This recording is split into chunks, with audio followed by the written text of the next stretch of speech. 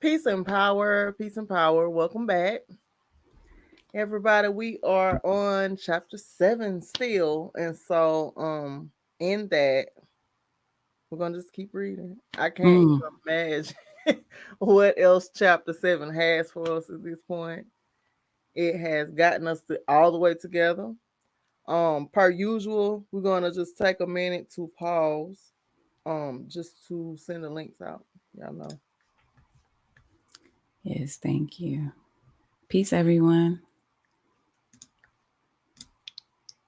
Yeah. So, what do you think about chapter 7 so far? It You already know, like, I'm so glad that we are having our discussions on Wednesday to really break things down and process everything. And I find going throughout the week just thinking about past experiences, really, and what's brought me here. Right. Right. That's what the book is doing a lot of, sending a lot of us back in time to see if we could pinpoint in those past relationships just how can we see ourselves at those points of time with the Mm, people, what kind of energy is being sent out. It's all amazing. It is. I speak to a lot of you in private, and everybody is just talking about the book and how one of my homegirls said she said she needed a cigarette after listening to what we read. And I'm like, yes, it is factual. It's going into details. A lot of us, we don't talk like that. And so right. reading the book, it's like, ooh, what is he talking about? And so it does send you down memory lane. It is also assisting us in evaluating those relationships. Um, just what energy? The question you asked during the private group this Wednesday, and shout out to everybody that participates on Wednesday. If you are interested in participating, please let us know. But you were asking, do we remember when our elegant rose was online? Mm-hmm. And we were Mm-hmm. talking about the clothing that we were wearing at that point. And so it's definitely taking us to the past, which is how you heal. The Mm-hmm. only way to heal is to go back to certain points in your life where there was trauma present. We're gonna call it what it is. Mm, Whether it's self inflicted or just by chance, and nothing is by chance. Okay, everything is a lesson. And so in those moments, you looking back, I thought about losing my virginity and me mm, and Lisa. Hey Lisa. We were talking about it. It's like, was that experience the best experience? And for mm. me, it wasn't. It wasn't. I didn't find anything. I wasn't saying, I'm here to please you. Here I am. None of that. And if you know, you know. It's coming directly from the book. I didn't have that energy on that particular occasion. And I just remember it being horrible. I went home and cried. I couldn't tell anyone. And so yeah, I knew at that point something had been changed. Most definitely. But it's just the book. It's the book for me. It's the book for me. It is the book for me. Right. And if there's anyone that wants to join in and read, we have quite a bit to read, Mhm. quite a bit. Please do, put it in the thread and get you up here. Right, because it okay. Hey Indira. Indira says she's in the building. Hey, Um if y'all want to read, y'all can hop on. If y'all don't, we get it. We get it. We're here to do the job. No worries. Chapter 7 is just very long. And so we're gonna keep reading. Whenever we finish, we finish. right. And the lessons, and I feel good about the community.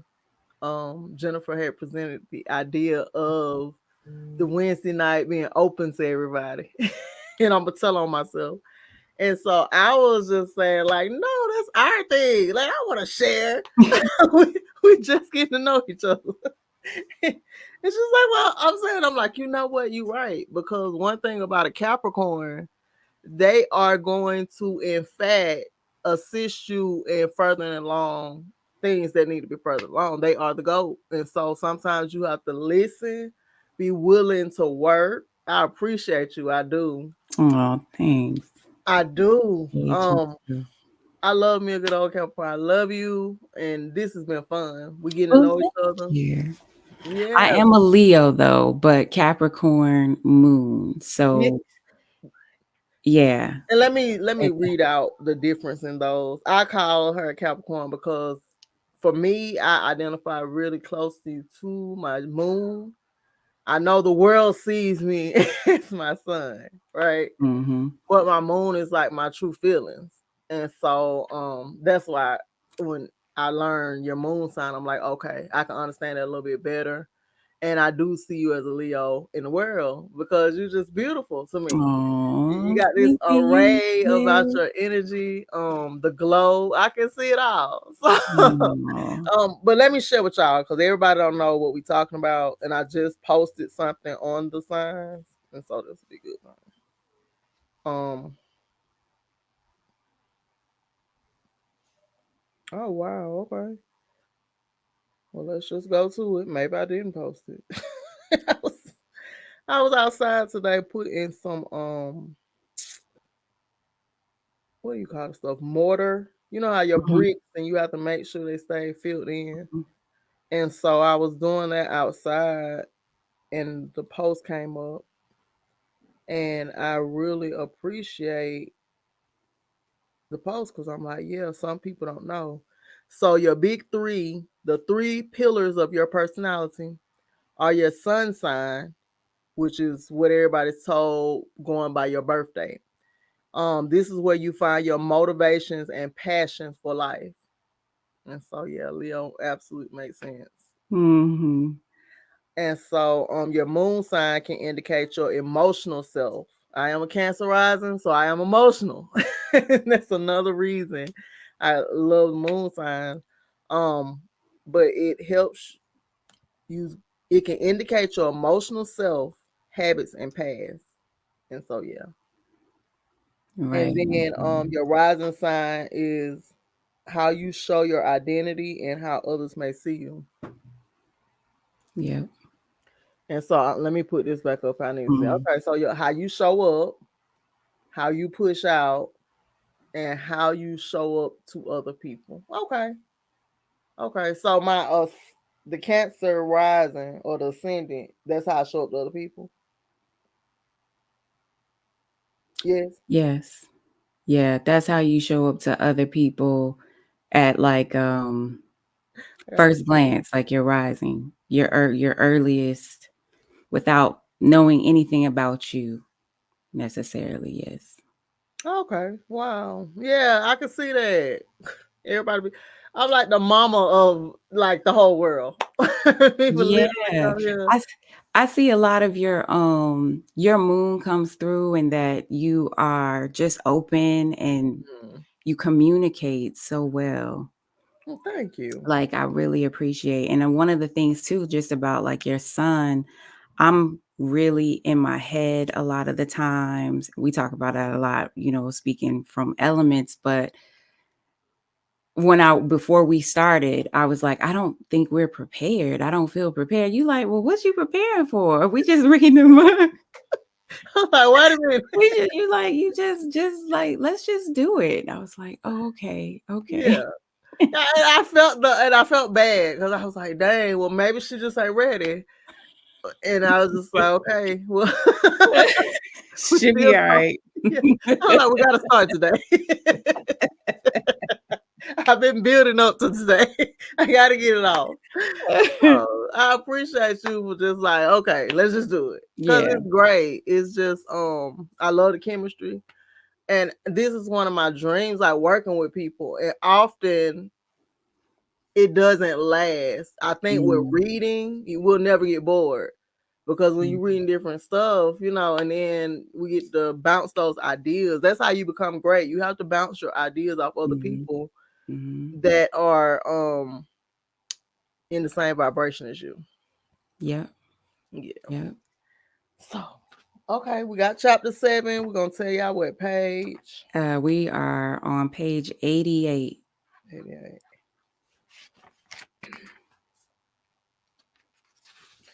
Okay, and I'm going to take a moment to let my seed know that he can watch a movie, so we won't be interrupted. Right. One moment.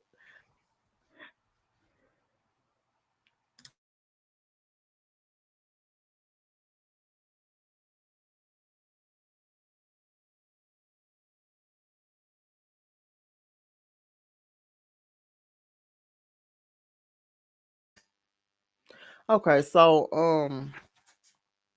for chapter 7, we are all the way in. We're all the way in, and we've been in here for 2 weeks. This just is something that cannot be rushed through. I thought we were gonna be like, let's get it done. Two and we out there, and it's just not. It can't be rushed through. You have to really take your time and read Mhm, it. The rose is so I'm not gonna say delicate, but when you're looking at a rose, you see the layers of that flower and just the beauty of how everything lays. mhm. And you can never tell how many layers that are there. I love when my roses sprout. I'm a rose lover. But this chapter is also going, like I said, within your past and your experiences. And it's kind of making us relive them again because now we can go in and know what we're looking at. And so that's the best part about it being so detailed, the rose. Yeah, and I do think that there is some delicacy there, and that,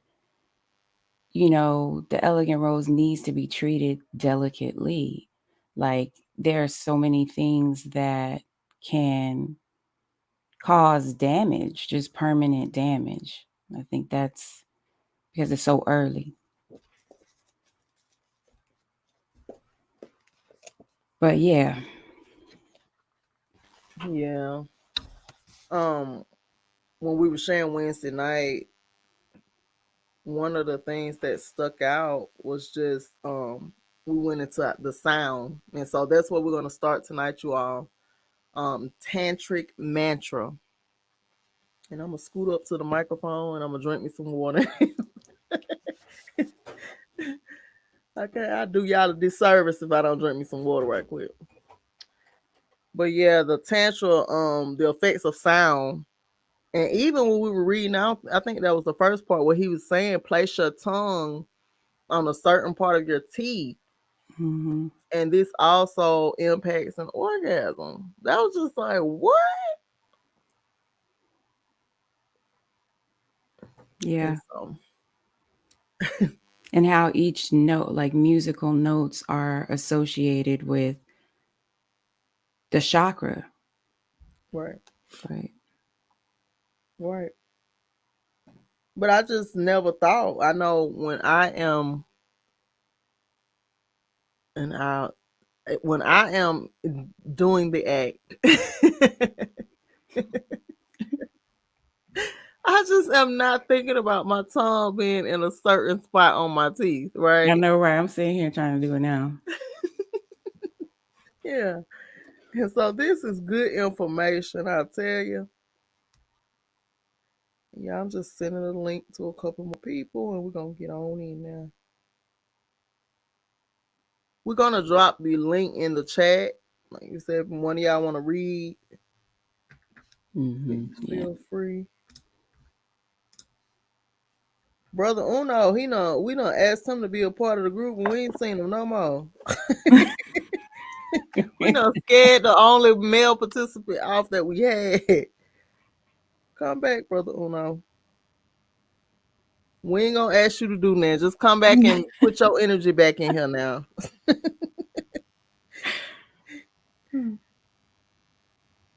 And shout out to y'all. Drop in the chat where y'all are listening from. Let's get some Mm-hmm. energy flowing up in here. Mm-hmm. I like that. Where are you listening from?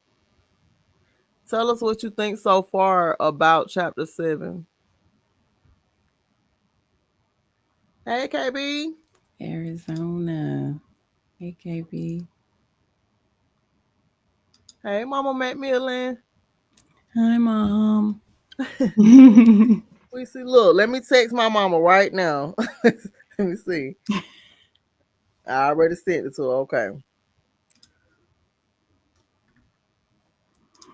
Hey, Safidi. Hey, Safidi, my sister Safidi. friend. Hey, Hey, Red. Safidi. Hey. Marilyn is in the house. Yes, yes, Okay. yes. So we all over the stage. Y'all come through. Come through. Okay, so I did get the link sent out to everybody that I knew that had been listening in. Hello to everybody that's listening from Mineral Wells. We have April and Chanel in the building, Hey, and hey. so we appreciate y'all. Mm-hmm. Now tonight we're gonna. Oh no, we gotta plug our businesses. Sorry. Wait a minute. Okay, so you want to go first? Okay, so I'm gonna be real quick. Um, Soul Sister Beauty skincare line, body butters, hair oils, yoni elixirs. That's a good one. Um, Body polish, all things just natural skincare. Um, and you can go to my website, soulsisterbeauty.com. That's Sistar. You can follow me on Instagram at The Abundant Sister. You can follow my business page at Soul Sister Beauty. Okay, and I am Styles by Nina, and that is Styles by Nina LLC. I also do business as Katie's Alchemy, a company that I started to honor my grandmother. She was a gardener, and I just want to bring awareness to the power in gardening. And when we talk about connecting with the ancestors, we have to get back to the action. It's just like people using the word love. If you love someone, it's an action word. You can't just Mm, keep saying it. And so for me, honoring the ancestors is getting back to what the ancestors was doing, mm, which was outside. My grandmother was a housewife. She was at home and she pretty much was a mom to everybody, Capricorn as well. mm, And so I just appreciated that she did garden. That was one of the things that I saw her do. Just some of the natural remedies she used to use. I try to incorporate all of that into Katie's Alchemy. And then Styles by Nina, y'all know this is my baby. This is my first business. I moved to Texas and been on YouTube ever since. And so that is actually how I make connections. We get on here, we meet people, we socialize, we do what mm. social media is doing. Capricorn love, okay. Hey. Yeah, yeah. I love me a Capricorn. I do. My son is also a Capricorn, so that energy. And Mm-hmm. most Capricorns are wealthy. So if you are the sum total of the 5 people you surround yourself with, Yeah. you gotta have your Capricorn on your starting 5, Yeah. okay? Okay, y'all. Mm-hmm. So my links will be in the description. If you need to contact me, I am still teaching sovereignty. You all don't forget you gotta get your paperwork in order. The class is 555. I like to be transparent, so if you just go over there and click, that's fine too. It pushes my numbers, but we got to get our paperwork together. If you want to move free in this corporation, you definitely have to take that a little more serious. And I am moving platforms as of April, but it's still available right there on Craft Course. craft course is being shut down. I guess they sold the company or whatever happened, and I uploaded it to Udemy. And so the transition will be smooth. It's already over there. I just have to make it live. And y'all, let's get the paperwork together. That's Hmm. very important. Let's move forward. We still got to be making progress while we're living in our luxuries. And so, shout out to my gardening class. We will be getting together for an impromptu class on Thursday. Thursday night, right before the new moon, we're going to go ahead and get those seeds started. And those of you that need assistance in the ritual, the definition of ritual is a habit that you form and you follow through. And so, what we're doing is doing a manifestation ritual for the Aries season, just things that you are trying to bring about into fruition in the world. And it's like setting your intentions and using candles and herbs to push it on through. So tonight we will be planting, well, Thursday night we'll be planting our basil, Mm. and we can do it together. We're going to do it in the class. I will drop the link in the Patreon. And you all, last but not least, crypto class will be on replay as soon as we get the ritual class done. We want to go ahead and get our intentions out there. And then we're going to do one more replay of the Mastering Crypto class. It's still free. This is the last time I'm going to go through it. So feel free if you want to participate to email me at katiesalchemy@gmail.com. Okay. So, and we're Nina, you are doing it. Look at you. Just that. See, that's that Sagittarius just teaching people how to rise up, right? Just, I love that. Look at thank you. you. I be thinking I be doing too much, Mm. but y'all can get it anyway. I don't care. Okay. So tonight we are reading, or this afternoon we're reading Tantric Mantra. The chart. Let me share it on the screen for those of you that do not have the book.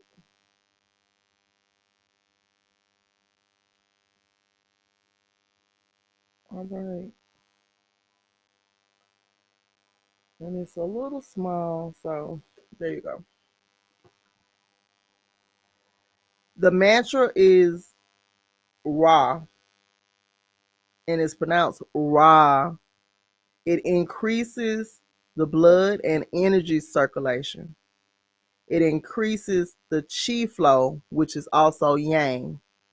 That's the purpose of the Ra. Music note: A above middle C. Did you want to play those notes like you did Wednesday? I can cue them up while you reading. We'll Okay, come and we'll play them. okay.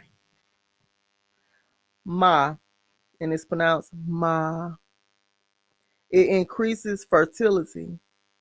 You shift more to feminine, which is yin. The feminine energy is the yin energy. And the music note is A above middle C. The next mantra is Yao U. Yao U. It increases sexual energy and drive. This is also a yin energy, which is the feminine. And F plus above middle C is the music note. The next one is KE. KE. And the purpose is it heals your reproductive system. And it is also yin. And the music note is E above middle C. And so these all are feminine energies except for the first one. And it is amazing because when you study the Aramaic language, which was our original language, it's closer to Aramaic. It wasn't Aramaic, but it was close to it. The Ra is the fire. It is the raft. And so that's the only energy here that is masculine, and it's the most powerful as well. Okay, so that is the table. Now, in the table, Were you saying something? Sorry, yeah, I got the notes if you wanna. Or wait, are we still reading? I got A, F, and E. Okay. All right, here, let me sorry,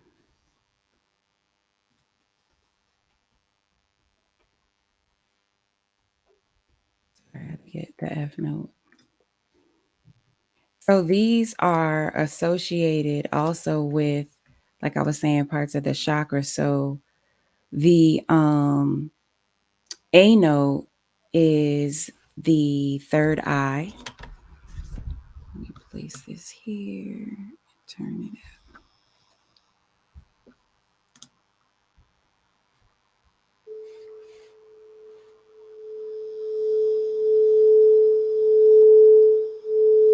So that's the A note.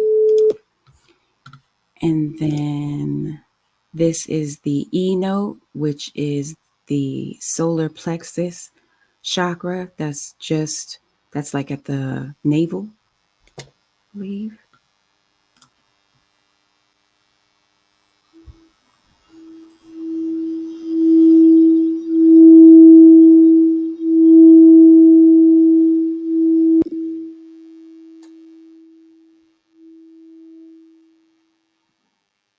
And then we've got the F note, which is the heart chakra.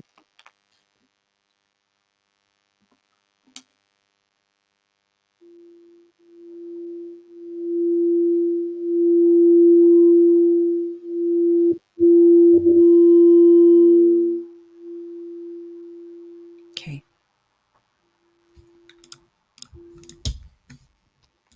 that was the three notes, right? Yep. Okay. Thank you. Those were the notes that we're looking at in the tantric mantra. Now, in the above, in the table above, I have listed four mantra sounds, their general purpose, and the musical note they should be sounding on. A simple and effective means to bring about positive change in your relationship and sexual life is through the use of mantra. The mantras are done alone and in private first. You're going to seat yourself in a quiet place and chant the sound out loud. So you're going to sit yourself in a quiet place and chant the sound out loud. You will repeat each sound in sets of 9. Do 9 and then stop and be still for a bit. Do 9 and then stop and be still. Do sets until about 10 minutes elapse. You may do more than one sound per night. You can do these mantras in the presence of running water for a better effect. Wow.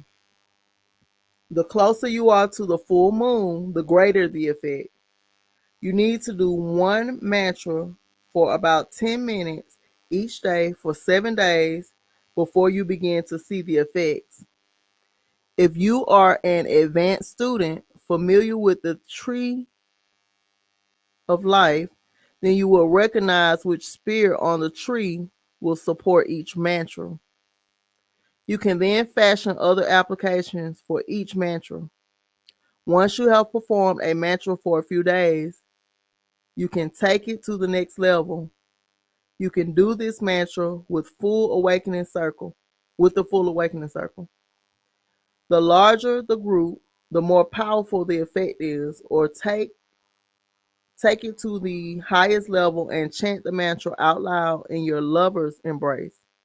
Chant the mantra in a slow, steady cadence as you approach each orgasm tier. This will really energize the goal. Place a vision in your head of what you want the outcome of the mantra to be. Chanting the mantra during a love session sets up powerful wave patterns. It attaches a wave pattern or rhythm to your sexual energy. The regimen guide will give more details about this. These four mantras change or redirect the currents of the elemental molecules in your body: nitrogen, carbon, hydrogen, and oxygen. The elementals are fire, air, earth, and water. The molecules are H2O equals water, C6, H2, glucose, hydrocarbon equals fire, and O2 plus iron, which is blood, equals air, and nitrogen fixed plus various amino acids equals earth. If this makes no sense to you, do not bother about it. Some of the text here is intended for the advanced student. You do not have to comprehend all of this stuff to get the benefits. In the discussion of second puberty, we keep it simple. In simple language, if I can exchange dirty water and put clean, pure, structured water into the woman's cells, I can change the way she experiences arousal and orgasm. If I can exchange the free radicals and damaged glucose in a woman's bloodstream with pure sound, structured glucose molecules, I can change the way she experiences arousal and orgasm. The mantra helps. If you observe some males or females right before they go into climax, you see a point of hesitation and then the body contorts and the climax comes. Some women vibrate while they climax like a shudder, twitch, or undulation. Yeah, I'm just trying to picture all through a shudder, a twitch, or undulation. Okay. Sometimes they twist up their toes or other body parts. These are signs that the body and energy are choking right at the point of climax. The real pleasure and the big climax are choked off because she cannot establish the wave pattern. Here are some examples of the use of a mantra. So now we're finna get into the examples. Here are some examples of the use of a mantra. She would chant the mantra Ke to break up fibroid tumors or to reduce inflammation to heal PMS. Wow. So Ke, a Ke, Ke. If she has trouble getting aroused, chant Ra. If the blood is not getting into the small blood vessels, chant Ra. If she has trouble with lubrication, chant either Ya'u or Ma. For more staying power, male or more intense sessions, chant Ya'u near the full moon. More specific uses for each mantra are given during the regimen. The power of the mantra are cumulative. The more days you do a mantra, the more its power grows. Wow. So if you do it 7 days a week. Mm-hmm. This concludes the outline of the technical concepts in the natural sexual ideology. We return now to the main discussion of the awakening of the elegant rose feminine energy. And y'all, I'm speaking up so my sound won't be low in the video, okay? So You let me sound good. know if I'm too loud. I think you sound fine. Okay. Second puberty, Rose edition. The awakening of the Rose archetype begins with the infusion of the catalyst. The next step is energy work. In the supervised regimen, this takes the form of Tantra table work, Qigong, or one of the other styles we have talked about.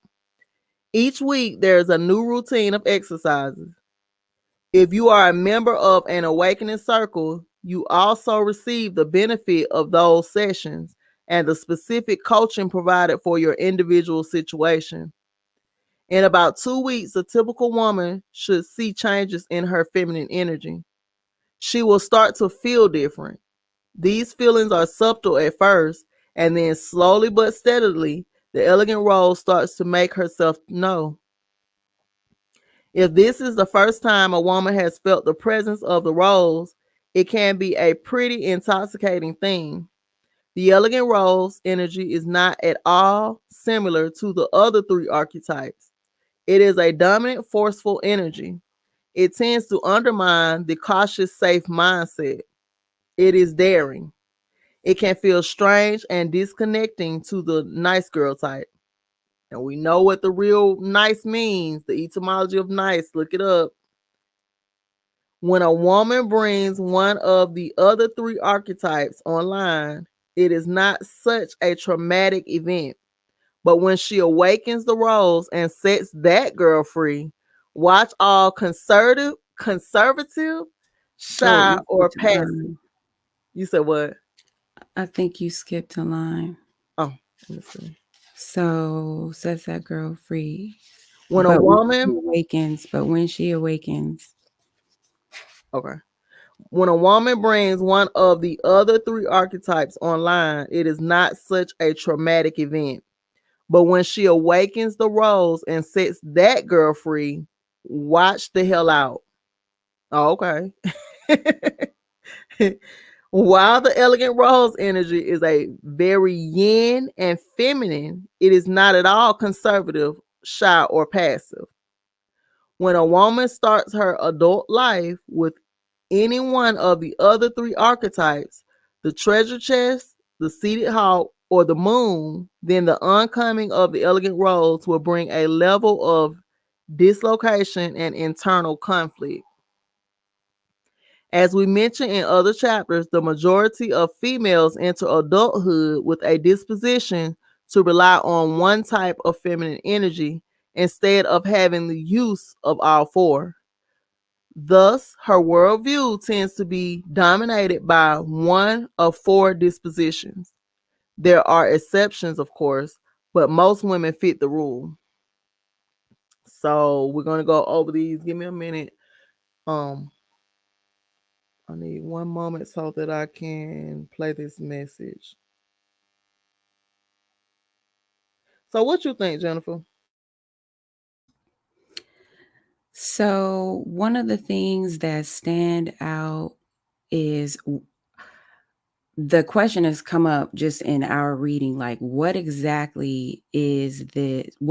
regimen that is being talked about? I think we'll find out hopefully as we continue to read the book, as terms of what are the proper mantras to how what's the proper way to say them. I guess I know we've got these chants, so is it just is it that we are chanting these mantras at a particular musical note Right. over and over again? Yeah, and I Is that the suggested. understand? I'm sorry. Go ahead. I was saying I think that's the understanding, but there's all this other energy work that I'm not clear on and how to find it, but I'm looking for it. I'm looking for it. Right. And I suggested that if you find the notes, you download the notes to your phone and then record yourself and add yourself as a layer over the notes. And I think that would help too because you're listening to it and that'll help you become better at it. And then you could feel the vibration of your own voice. So Mhm. it's just like programming yourself. Okay, so we're gonna get into the elegant rose. They are driven by a worldview defined by pleasure and sensory experience. Life to them is like a game show. They want to have fun and be festive. They are concerned with such things as dress, appearance, hair, etc. The treasure chest. They are driven by a worldview defined by money and status. Life to them is like a treasure hunt. They collect information and seek higher education. The career is important. Social standing is important. They watch the news and want to know more than their peers. The moon archetype. They are driven by a worldview defined by feelings and they are humanitarian. They care about people. They earnestly desire to become mothers. They are concerned and sometimes obsessed with security issues. The seated hawk. Okay. They are driven by a worldview defined by control. Life to them is a contest or race. They seek competition. They view peers and even males as adversaries. They seek some occupation or avenue which gives them an advantage over other women. They desire to be the queen or the queen bee. Now, we should take into account that a woman's personality is not static and rigid, but changes as she grows older. Thus, a woman over 35 may not align with the worldviews above as well as a woman of 21. Nevertheless, it should be obvious that all three archetypes of the moon, the seedy hawk, and the treasure chest are going to have a problem with Miss Rose. That is human nature. Some women like to hate, and there is no type they like to hate on more than Miss Rose. So what happens when hold on y'all. I'm laughing because when we did Wednesday night, we discussed this part. And I was just sharing with everyone that it is true. Like everybody loves to hate on anybody displaying the elegant rose with confidence. And we all agree that sometimes that comes from you not having that confidence within yourself. Yeah. Yeah. It's really just, as Nas would say, confused admiration. Like, just Right. admiring the fact that this woman is just embracing and completely fearless about everything about her Yes, outward yes. appearance. So, She walk in a room and you can see a little group in the corner like, look chattering. at her. Yeah, yeah, yeah, yeah. So, I'm gonna start back. That is human nature. Some women like to hate, and there's no type they like to hate on more than Miss Rose. So, what happens when you see these women start bringing the Rose attributes into their own personality? So, what happens then? Okay. So, I think you can see where I'm going with this. Some of the young women with the Rose energy are vain, self centered, lazy, and deceitful. They have not balanced it with the other archetypes yet. From examining the worldview of the moon archetype, it should be clear that she would have a big problem with the elegant rose type. The moon types tend to be conservative, the rose type is not. The moon type women are some of the biggest critics of the rose type women. So, what happens when a woman starts to become the very thing she used to disdain? Maybe she is going to be a little resistant, you think? You're right. You're very right. The moon type wants to save the world, feed all the children, release all the prisoners, and shut down all the hot night spots. The rose wants the whole world to admire her hot new look. In her mind, children should be seen and not heard. She wants to date some of the prisoners and party at all the hot spots. Are you getting a picture here? And shout out to all the prisoners. I'm gonna be the one to say it. Shout out to all the handsome prisoners. If y'all don't know, they have locked up all of our men, and they look like beautiful specimens. Okay, Mm, my husband did 22 years.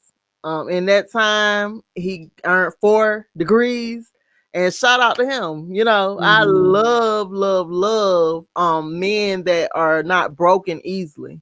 Because to be locked behind bars is a big thing. So we want to show everybody that is incarcerated some love. Shout out to those of you that support your loved ones that are and have been incarcerated as well. Okay, yeah. Um, so I'm just thinking. So she thinks that children need to be seen and not heard. What do you feel about it? 'Cause, like, Because I don't know, perhaps because it just takes away some of the attention. mm, okay, I can see that. Mhm. So do you think that will be women that don't absolutely want children? They have made up in their mind. Yeah, like it could be something is seen as just uh something that causes restraint. Like you can't, go about in the world and do whatever you want. Like your life can be seen as ending. That freedom piece ends for quite some time. And Mm, so if this elegant rose is not used to being tied down, then yeah, I could totally see why children would not at all be of interest wow. whatsoever. That makes sense. I didn't even think about that. Because after I had my seed, I did feel like, dang, It's over. it just can't take over. You It's a like, wrap. golly. Yeah. Okay. So that makes a lot of sense. Mm-hmm.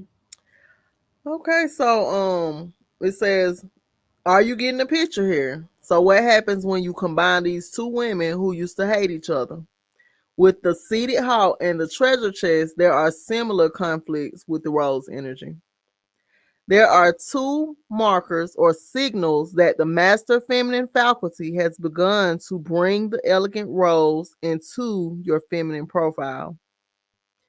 You can tell that the elegant rose energy is trying to rise up when you find yourself hungrier for attention than usual.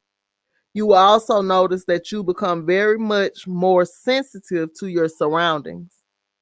You desire to be surrounded by fine furniture, fine art, sweet music, soft, beautiful fabrics, etc. And if your bathroom and kitchen are not well appointed, they will begin to disgust you greatly. You will strongly desire to upgrade them.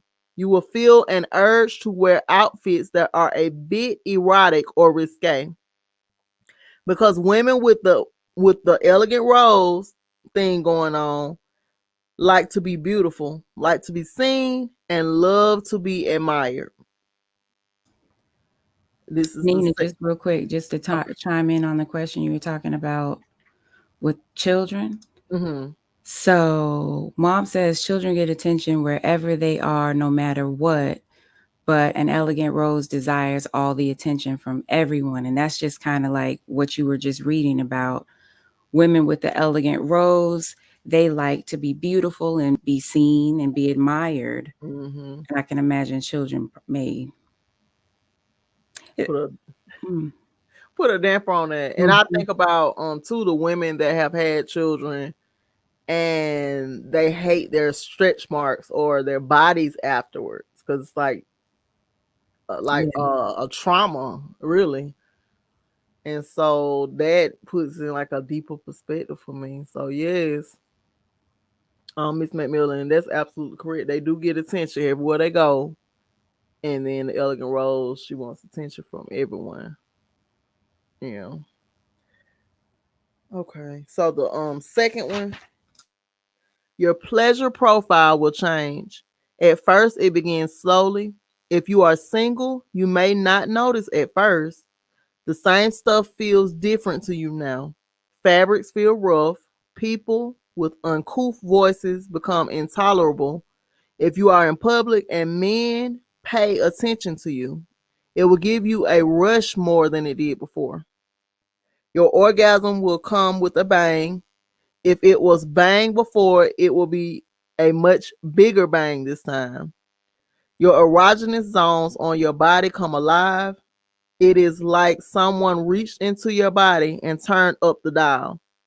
The taste of food is more intense. And basically, the sensitivity meter on your sensation detectors have been cranked up.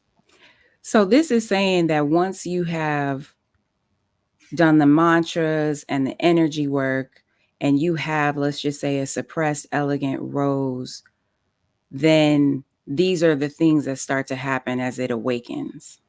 Absolutely. These are the two markers or signals that the master feminine faculty has begun to bring the elegant rose into your feminine profile.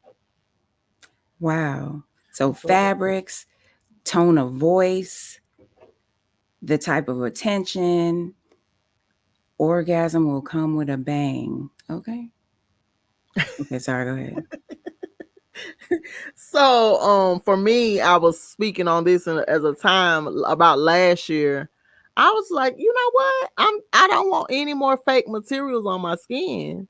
And so I Mm, said it last year, but this year I'm gonna go ahead and put some action behind it. I had just been looking for silk dresses, and I found this beautiful, I mean, this lady, and I haven't shot with her because I just still be in my mind like even our materials are colonized, okay? mm, But I cannot deny the beauty of every dress. I know when I put this thing on, the feminine elegant, she is gonna rise up, baby. So, activate. yes, so I cannot wait. It is my intention to wear more dresses. I was telling the group on Wednesday night that my grandmother didn't believe in wearing pants, females wearing pants. And so now reading this book, it just put things into perspective because in those jeans, there's something kind of shut off of the root chakra Mm-hmm. and the energy in that area. And I don't think you're supposed to suppress that particular area and confine it to some pants, Mm-hmm. because I don't know. It could be out there, but that's my goal. Nothing but dresses, and I want them to fit my shape. I intend to buy a sewing machine, so if I have to take it in certain spots, I need to, because the dresses that I find they're okay, they're just not for my body, Mm-hmm. and so it just makes a difference. But yeah, those are the two things you're gonna be looking for. Where am I reading up to? Where would you definition of a wife? How about that? Maybe that's a good stop Are you sure? on I thought it 92. was a We can go back and forth. the non-orgasmic female. That works too. You want to read up to the non-orgasmic female? No. Girl, you know we're here for your voice. Okay. Okay. Okay. So Yeah. these changes can sneak up on a woman. There is a general opposition to people who are too intellectual and logical. There is the tendency to downplay mundane things and dismiss rules. She may become bored more easily and react with less patience to traffic jams, hospitals, and people who cannot live up to the expectations. Mm. So people that can't live up to her expectations, she's very short with them. We'll say that.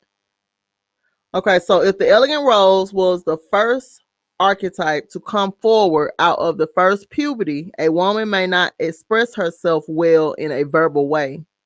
She seems less intelligent. The rose woman is image driven and creative in aspect. Go with this.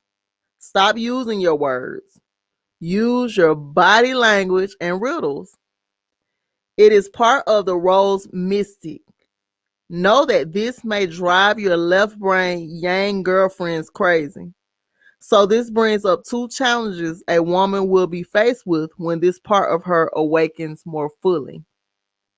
Number one, will she allow the expression of her beauty in a sensual context? In other words, will she allow herself to be projected in an erotic fashion? Two, will she give pleasure without guilt and fear? Can she receive pleasure without guilt and fear? In making any transition, a main sticking point is to continue to identify with what you used to be while you are in the process of changing into something else. Let me say that one more time. That was Okay. heavy. In making any transition, a main sticking point is to continue to identify with what you used to be while you are in the process of changing into something else. For females who did not start their adult life with the elegant rose thing going on, the erotic thing and the pleasure thing seem to be tough to express. They start to feel the energy and immediately put on the brakes. If the woman is young and very attractive, the transition is moderate, moderately difficult. So if the woman is young and very attractive, the transition is moderately difficult. Men would be surprised to know how many gorgeous women are uncomfortable with their looks. But if the woman is older or if she believes her looks are only average, this transition can be a serious challenge. But the energy demands expression. And if you do not express it, then you will find yourself in the same position as your first puberty. Y'all, we can't just glide through. I'm gonna just stop right here. Cause what I was thinking about is just like coming up, I can see my role shut down because I did not feel comfortable with the energy that I was receiving from the world. I'll say because it wasn't just males. And so I think I shut that down just because, oh, that was too much for me. Or maybe I didn't know what to do with that energy. Maybe I put too much out there. We was talking about Hmm. um Jenny Marie asked us when our divine, well, our elegant rose came online. And like I said, we were talking about our outfits because we were expressing it outwardly. That's what it is. Yes, yes. And so I shared that I had a sunflower dress. It was a skirt set, matter of fact, and everything wrapped. So if you can picture that in your mind, it was very, very frilly. I felt the girly in me when I wore it, and I would have these heels on. And but the world just isn't okay with you being the elegant rose because you Mm, will get funny looks, and then sometimes you'll go somewhere and you don't feel comfortable because people make you feel uncomfortable in what you have chosen to put on. So I just remember that, but I remember the outfit. I can picture it in my mind clearly. It was beautiful to me. And so, did you want to share? yeah, well, something that I don't know that we went into depth about on Wednesday was really, I guess, what made it memorable, like how we felt, Right. right? And so I was telling everybody that I had like some jeans and a top that was like a really tight fitting Calvin Klein shirt. It was yellow, like canary yellow, with white cap sleeves, and I didn't wear no bra. Sorry, mom. And I was really feeling myself, but it was obviously to get the attention of I think I was a sophomore in high school, and I was trying to get the attention of this senior because I was like an underclassman and I wasn't really sure, like there were all these really pretty girls and they were older and same grade and everything. But I remember that I didn't really capture any of his attention. Like he wasn't checking for me. And I was just like, dang, Oh, man. yeah, you didn't I get did into that all that. part. But yeah, I think that's probably what makes it so memorable is just how you feel. Like Mm-hmm. I felt it was just kind of like a high and low. Like I felt really good. And that just makes me think about what different avenues of shutting the elegant rose, what those are, like shutting it down. Mm-hmm.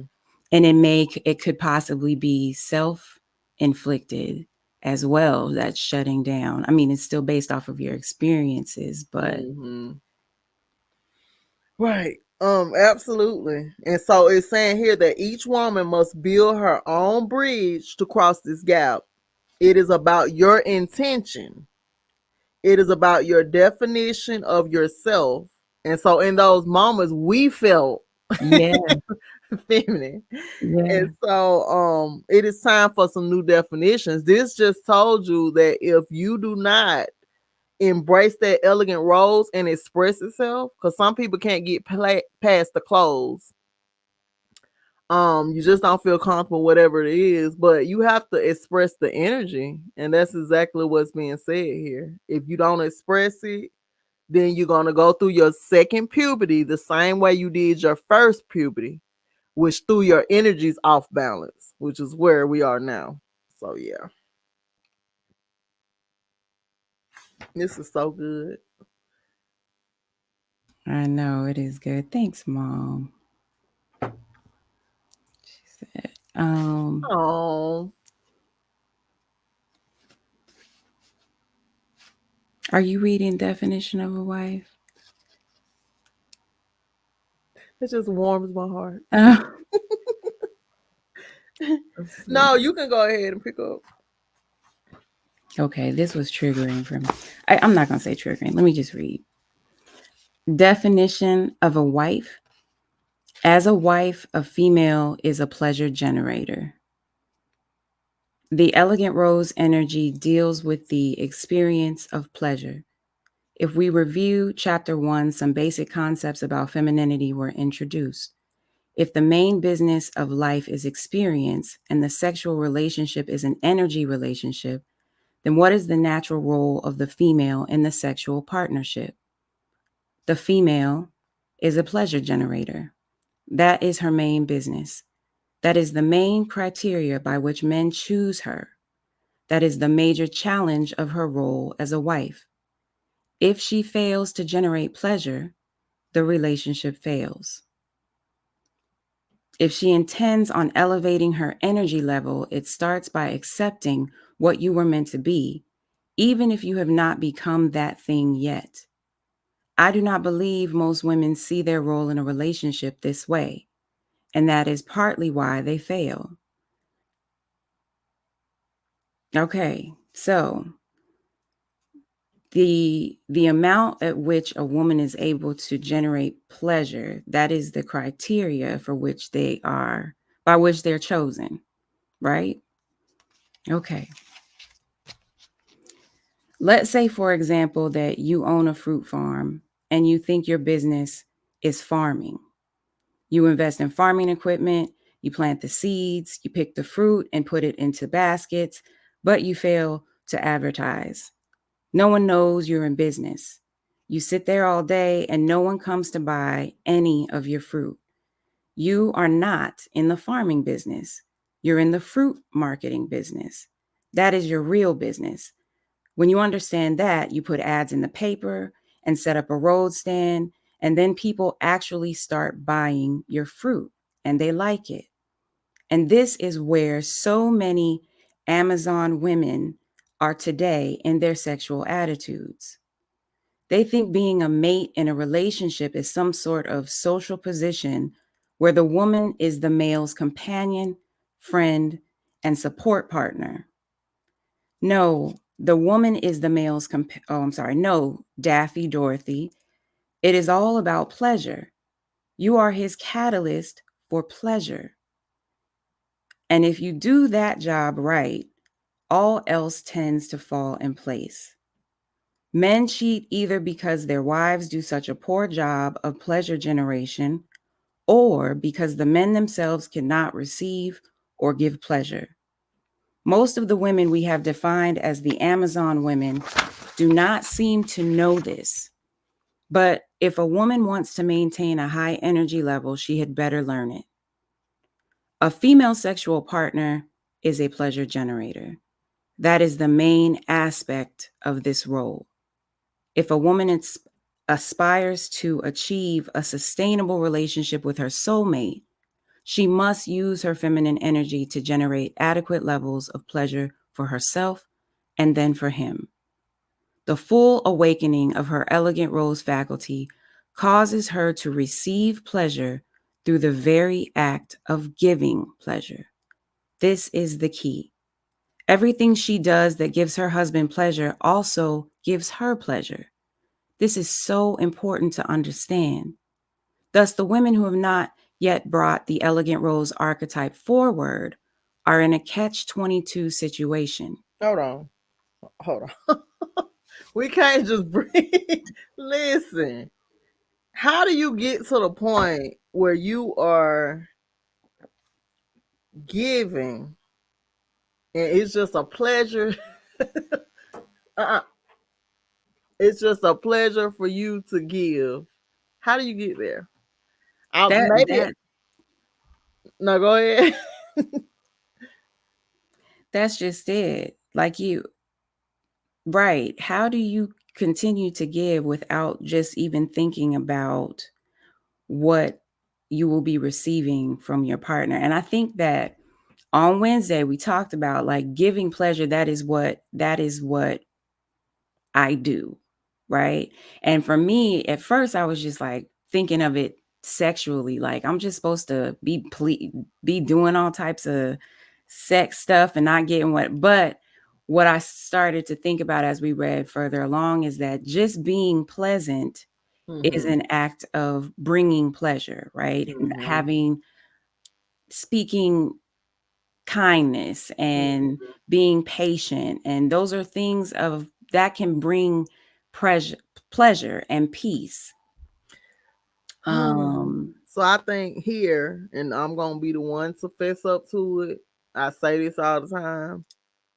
Um, Holding myself accountable, it made me look at, have I been the one that's creating peace, or am I causing racket and ruckus and stress around my home? And yeah. so yeah, this was triggering. Mm-hmm. It's So what do like you mean I'm supposed to be generating pleasure? yeah. Mom said it's almost like being programmed, like to bring pleasure, being programmed to generate pleasure. Is that what you talking about? I mean, cause I get it. I am pleasing because I cook, I clean. These Mm-hmm. things are done. Mm-hmm. But to just come to a point, and when I'm doing these things, and that's why I'm practicing when I'm cooking, putting love into it, not like, dang, well, no, I Mm-hmm. do. Dang, well, I gotta cook. I gotta think. I think back to 9 years of deciding what we gonna eat. I was over it. Yeah. And so now I'm believing in putting myself in a position to where if that's too heavy, it's not me fussing about it to everybody else, but making a decision for that to be contracted out to someone else. Shout Mm-hmm. out to Hello Fresh. If you need a code, I got you. If you want a free box, I got you. Let me know. I can put the code in the comments. It has helped me in my life greatly because I do not want to be the one to decide on a daily what we're eating. I have more things going on Mm-hmm. than to be elected for that position. And then the second thing I like about it is because then it's healthier choices because you are cooking every day. It's just not taking the same amount of time as it usually would for me. I'm from the South. I cook full Southern meals. So I had to lay up off that. It's just too much. You're cutting up all your stuff. It's just all Cutting the cut. all everything. Listen. And so I like to keep it light. I've decided that yeah, that's okay for sometimes, but constantly me doing all that. And then you like, oh, how does it taste? It was all right. What? All right. Wait a Right. minute. Right. Yeah. So Right. yeah, don't be me because it made me think about like, am I creating harmony and peace, or is there constant anxiety in the household because of me? Am I creating anxiety when you Mm-hmm. can just create your own reality? You can shift that energy to fit exactly what it is that you want. If you need more time for you and you need a housekeeper to come in once a week, don't feel bad about that. Yeah. It's not my thing, but I'm not saying that I never would do it because now you can get somebody to come in, $40, do exactly what you need to be done, and you could be doing something else. Mm-hmm. We got to create leverage for ourselves Mm-hmm. so that we have the energy to continue to generate pleasure, Mm-hmm. and that we're not feeling like we have to, or it's a program, and we do have the energy to actually feel like generating pleasure. And Right. yeah, I get it. Right. And empowering yourself, like, yeah, you want to be the woman of yesterday, but if you create your own reality, you got to do that thing times 10.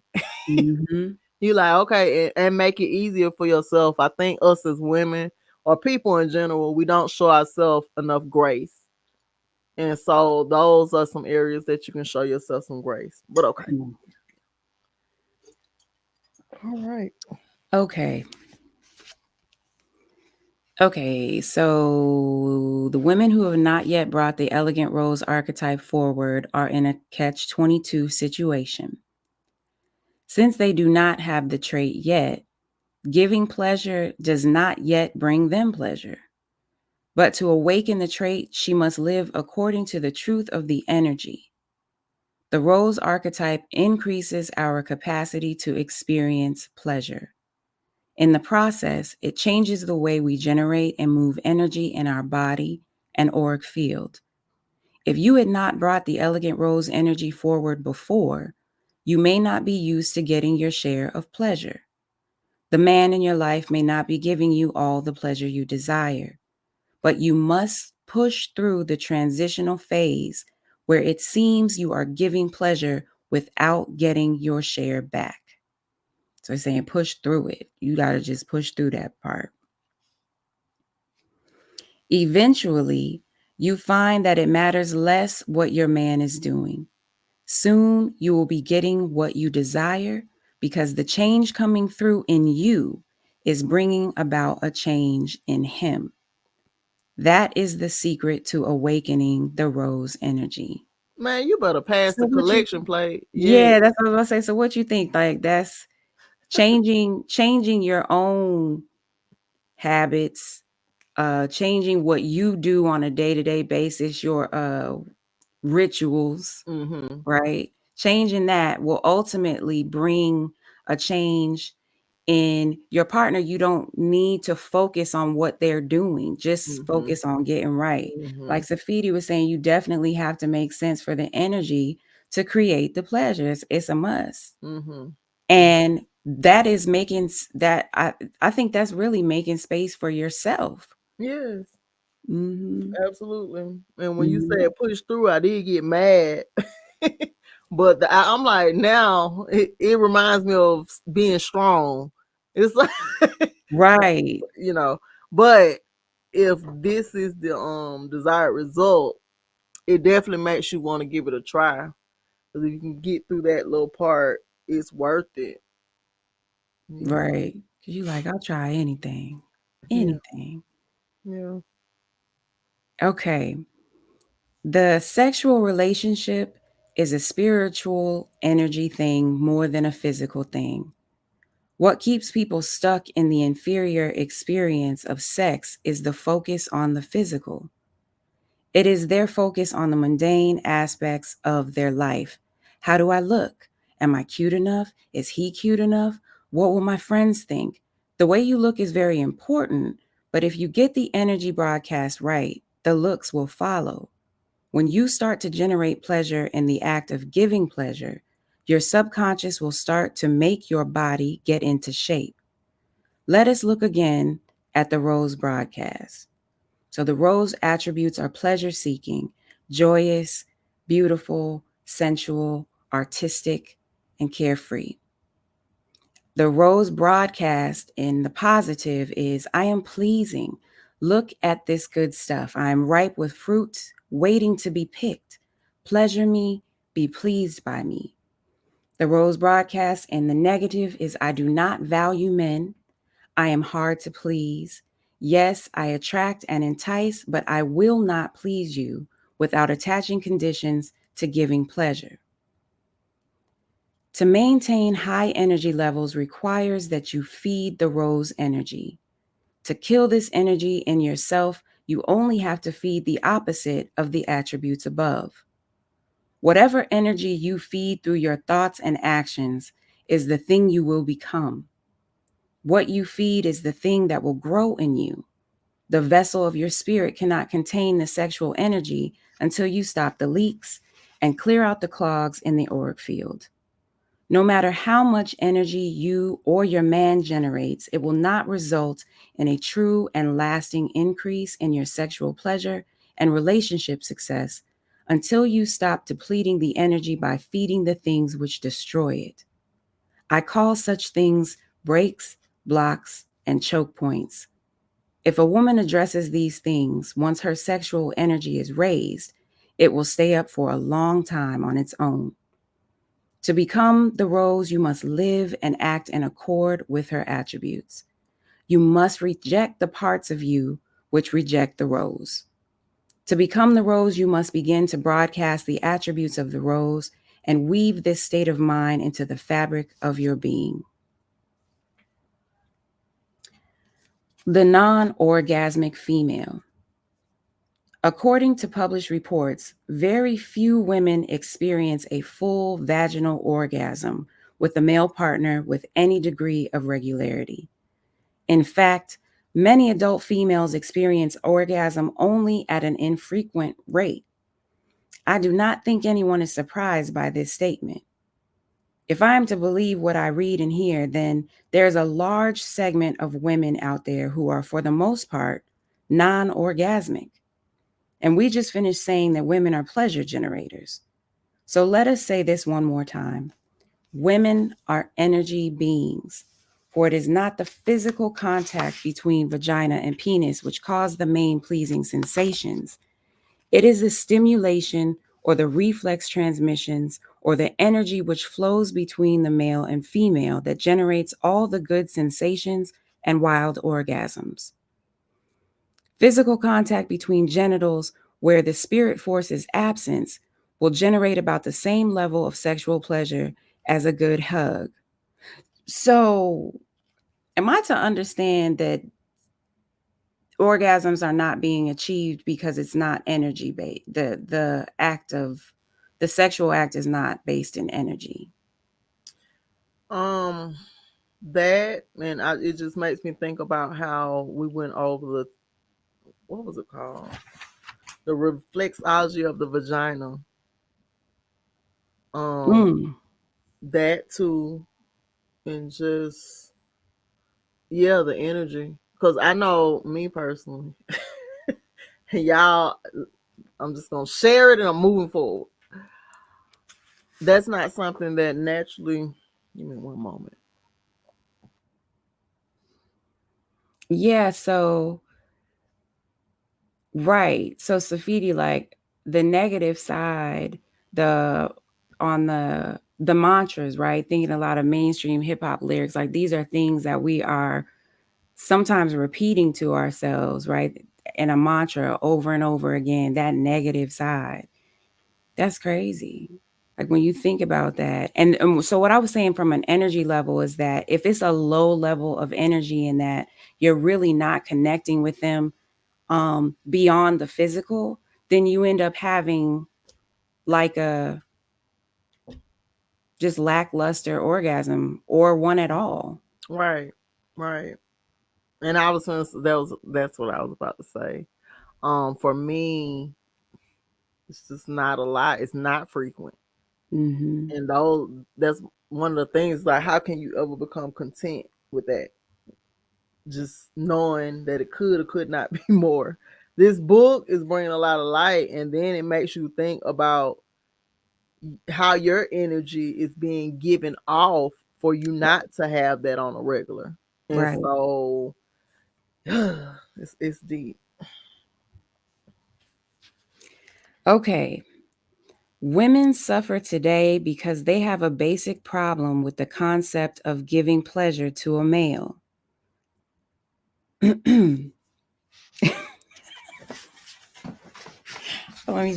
Let me continue. Read that one more time so you can clear it on out your energy. So, oh, okay. Women suffer today because they have a basic problem with the concept of giving pleasure to a male. Men are the same way. Our society is the same way about money, property, political power, and human rights. It is the old scarcity model thing. We fool ourselves into thinking that if we have power over something, we can deny others the right to enjoy it and increase its value. We look hot and we got the good stuff, so if we play hard to get, our stuff is more valuable. Wrong, Daffy Dorothy. Math lesson number one: when you subtract from a whole quantity, there is a net loss. When you have a whole society of people believing that the more they subtract from the whole, the more there will be for them, sooner or later the laws of math will catch up to them. Mm-hmm. Well, guess what, ladies and gentlemen? It has. Your sex life is a casualty. Damn. In chapter 3, we talked about money, power, and religion. Now you know where all the orgasms went. You know why the pleasure generators are not putting out much pleasure. And there's nothing that says choosing the natural path is always the best choice. Maybe it is okay to give up our good, juicy orgasms so 5% of the population can be rich.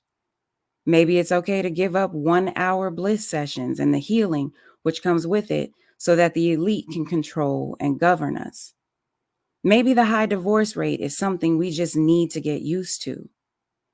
It is a small price to pay so that our patriarchal culture can instill fear in us through religious dogma.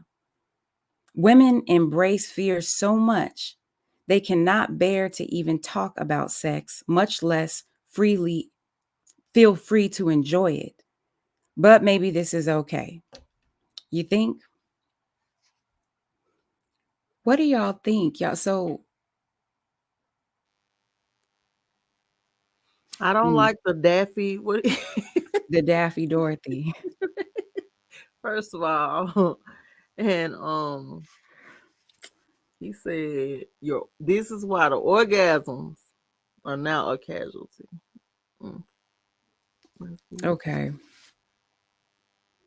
Um okay, so let's talk about the violin.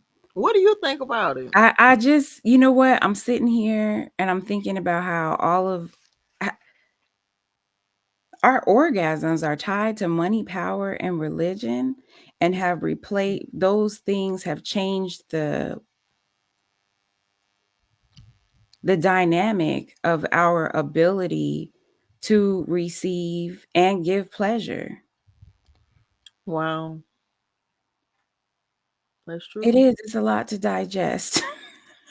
It's a We lot to we say. over complicated things. Yeah. I mean, you are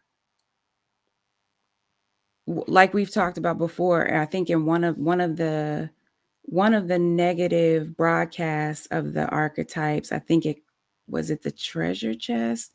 One of them was about you are going to need to compensate me in some kind of way in order for me to give you the Mm-hmm. things that you need. I'm going to need to be paid. If you want to be given attention, I need to be paid. Mm-hmm. It's the whole money, power, and religion. And those things have replaced our ability to achieve full orgasm. Okay. Okay. Um, the violin. In a book I read long ago, the author referred to the woman's vagina as a violin. And in a work from an ancient Asian culture, the woman's womb was equated to the string instrument played with the hands. Are there similarities between the vagina and a fine musical instrument? It is said that the design of the violin was inspired by the curves of a woman.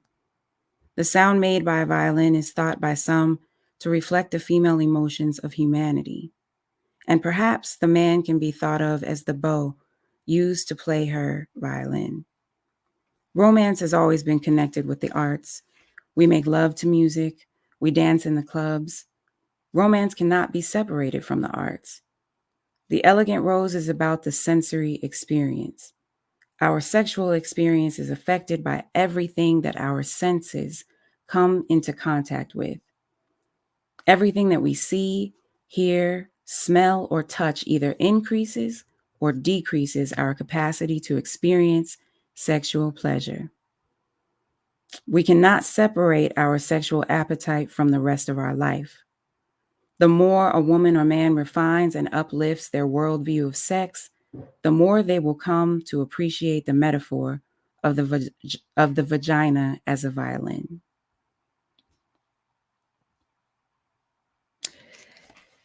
So if you could say without the orgasm, an instrument that the world is currently hearing, what instrument would it be? Wait, say that again now. Say that again. So if this is in order, excuse me, if this is in order and the woman's vagina is a violin, being that it's out of order, what instrument do you think the world is hearing with the lack of orgasms and all of this? Mm,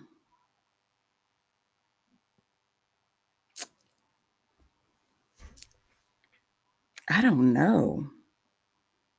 I think about the violin. It's always been one of my favorite instruments, that and the harp. And so when I think about the violin, it's very gentle and it's also delicate. The sound, if somebody's playing it right, it's just, Hmm. you can feel that vibration. And so the opposite side of the spectrum or the pole would be to me the electrical guitar. Oh my gosh, I was gonna say that. Yeah, it's just like, the world hearing the electrical guitar from just women all over because of lack. So, Yeah, I was thinking of like heavy metal. hmm. It was either that or you just don't hear a sound at all because nothing's happening. Right. Right. Oh, mom said drums. Yeah, The drums would be what, the heart chakra. that's Yeah, where I would put it. yeah. And I don't think being that it's so out of balance that there's a lot of healing going on. Because if you're thinking about it, this is healing on top of healing. Hmm. We know that we weren't taught or structured properly in sexual affairs, because if so, everybody would be able to go through those 4 stages. Wasn't it 4 stages that you go through Yeah, the four pre stages. of an orgasm? Nobody that I know has ever walked me through. You know how you talk to your girlfriend? Nobody has ever walked me through the 4 stages. Nobody. So that was my first time even hearing of that. Mm. But yeah, okay. You want me to continue to up to belly dance? Mm-hmm. Okay. So, female beauty as erotic art. It is okay for a woman to look good. It is okay for a woman to be beautiful. It is okay for a woman to express herself sometimes as erotic and seductive. It is okay. When something is good, we should not treat it like it is bad. Beauty is good. Even if the female has an evil disposition, that does not make her beauty bad. Women must stop punishing other women for looking good. We must remove the stigma attached to the woman in the sex industry. Models, calendar pinup girls, Playboy bunnies, video girls, even strippers, prostitutes, and porn queens are isolated from the mainstream of women. The vast majority of these women came into adulthood with the elegant rose energy awake as their primary archetype of feminine energy. These females are born into a patriarchal society that does not value them. Men wish to abuse them, possess them, and ignore their other virtues. In response, so many of them choose to make a living in the sex industry. It is important that these two groups of women be connected back together. Many of these women mature and desire to take other options later, but the door is often closed. And the mainstream group of women needs the elegant rose types to balance the female ecosystem. When the two groups are disconnected, neither group evolves. Can you see that? The reason the sex industry exists at all is because there is such a large group of Amazon women. It is because the master feminine faculty is shut down prematurely that the sex industry has such a large customer base. The situation with males is the same. Women dress in one of two ways.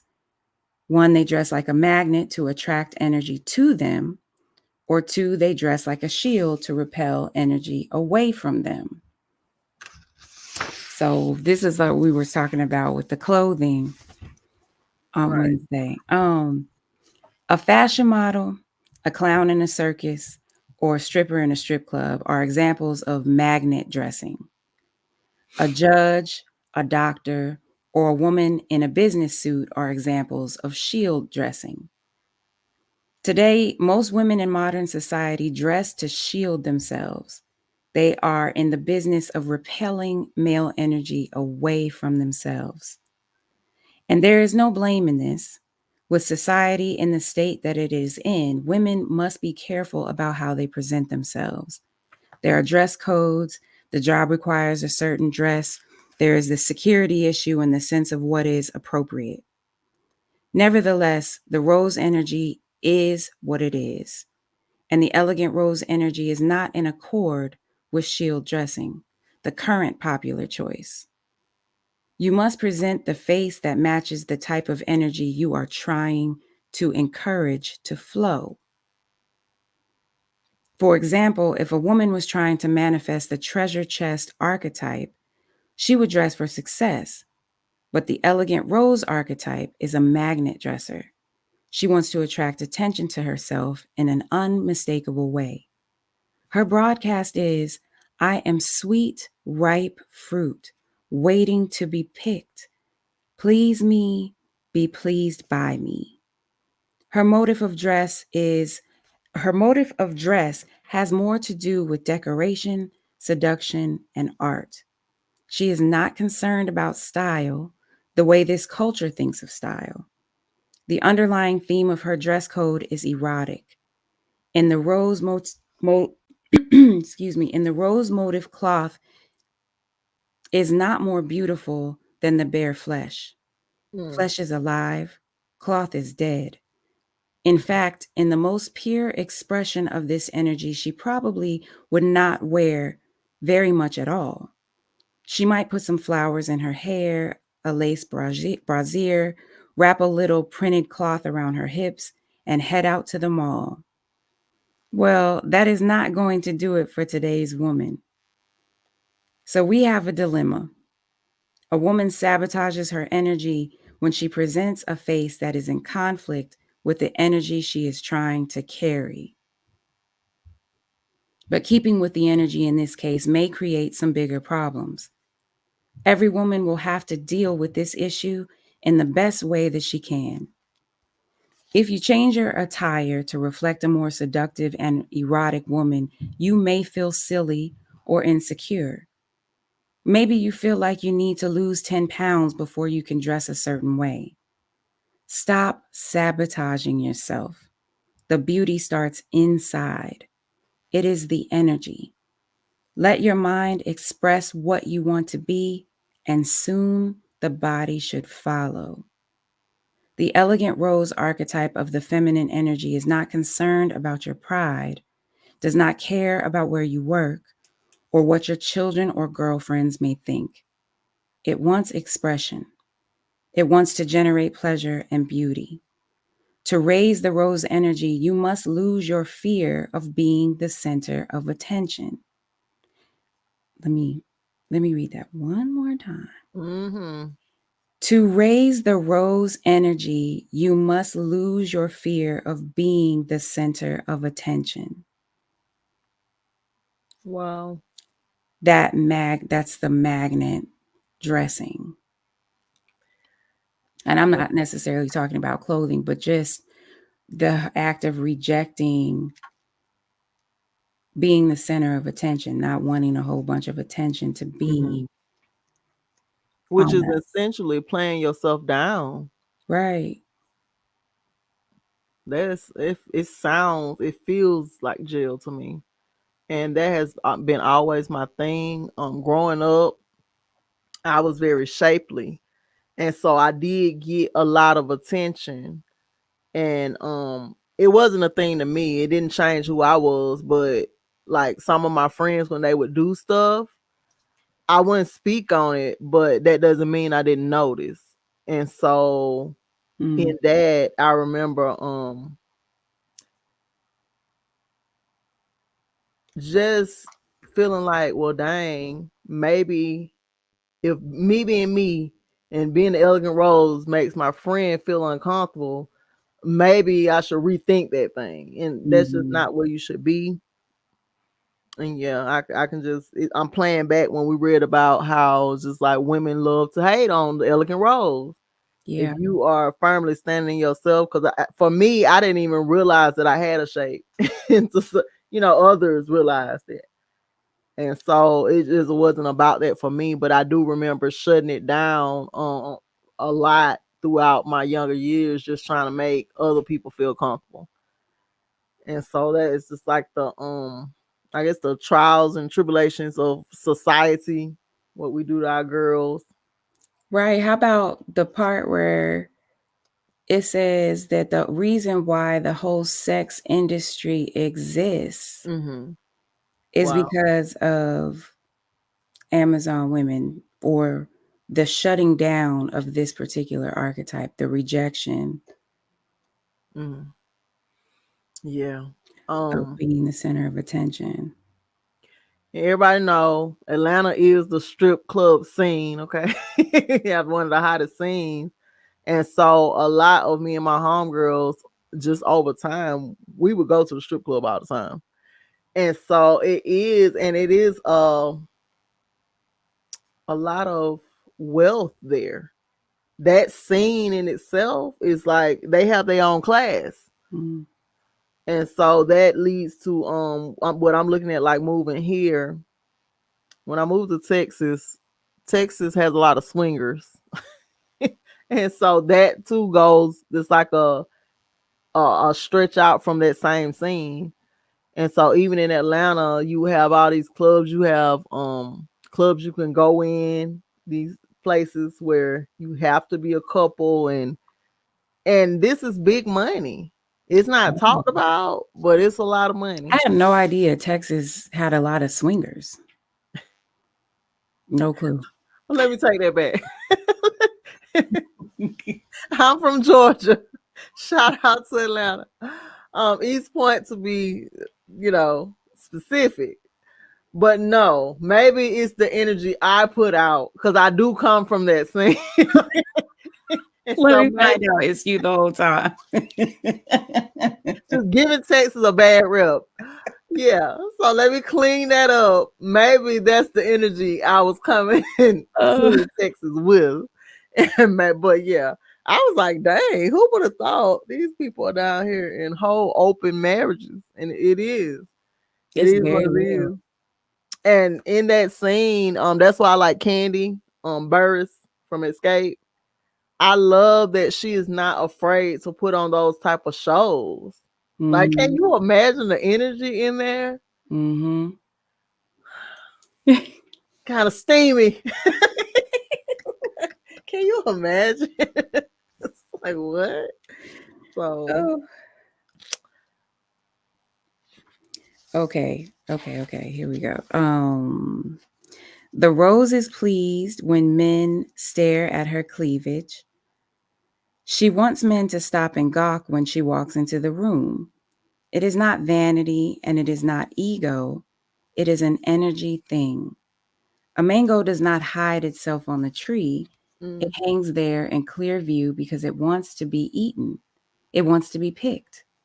When it is ripe, it advertises this fact by turning a bright color so all can know that it is ripe and ready. A flower does not hide its petals, they are displayed. And if you are not magnet dressing, then you are sabotaging your rose aspect of the feminine energy. Mm. By dressing in a provocative way, the woman is forced to confront some of her issues about sex and pleasure. Once she finishes with this phase, she can go back to a more subdued style of dress.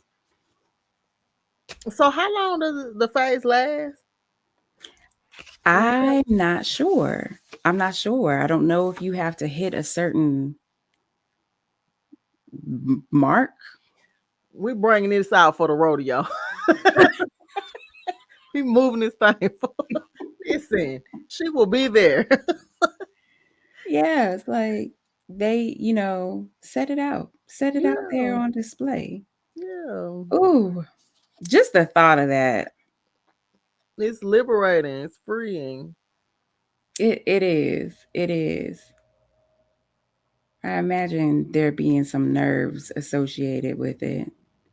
Mm-hmm. Cause a lot of times the opportunity to do that is a place at work, right? Right, Like you're at work. right. So anyway, um, the beauty thing. If you are seeking to please a man, it starts with how you look. Yes, looks are very important. This is not a news flash to most of you. If you hear a woman say, I do not want a man to just want me for my body, you know right away that she has an issue with her rose. Mm, No woman wants to be shortchanged about any aspect of herself, but only women who have a problem giving men sexual pleasure will make a statement like that. Okay, hold on. Let me just girl, you go made back. me mad all over again. I got mad. That is my exact statement. So what is happening here? No woman wants to be shortchanged about any aspect of herself, but only women who have a problem giving men sexual pleasure will make a statement Mm. like that. Your Okay. mate can never want your body too much. When Mm, a normal man looks at an attractive woman, she puts him immediately into a mild state of trance.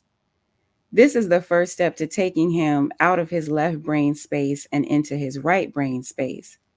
This is what he needs to tap into his energy thing. mm, Stop requiring men to pretend to be civil and respectful in order to get you into bed.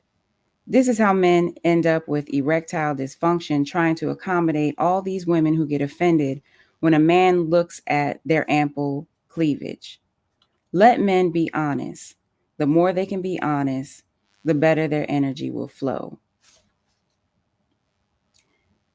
Now, mm. I will say, I don't know how I feel.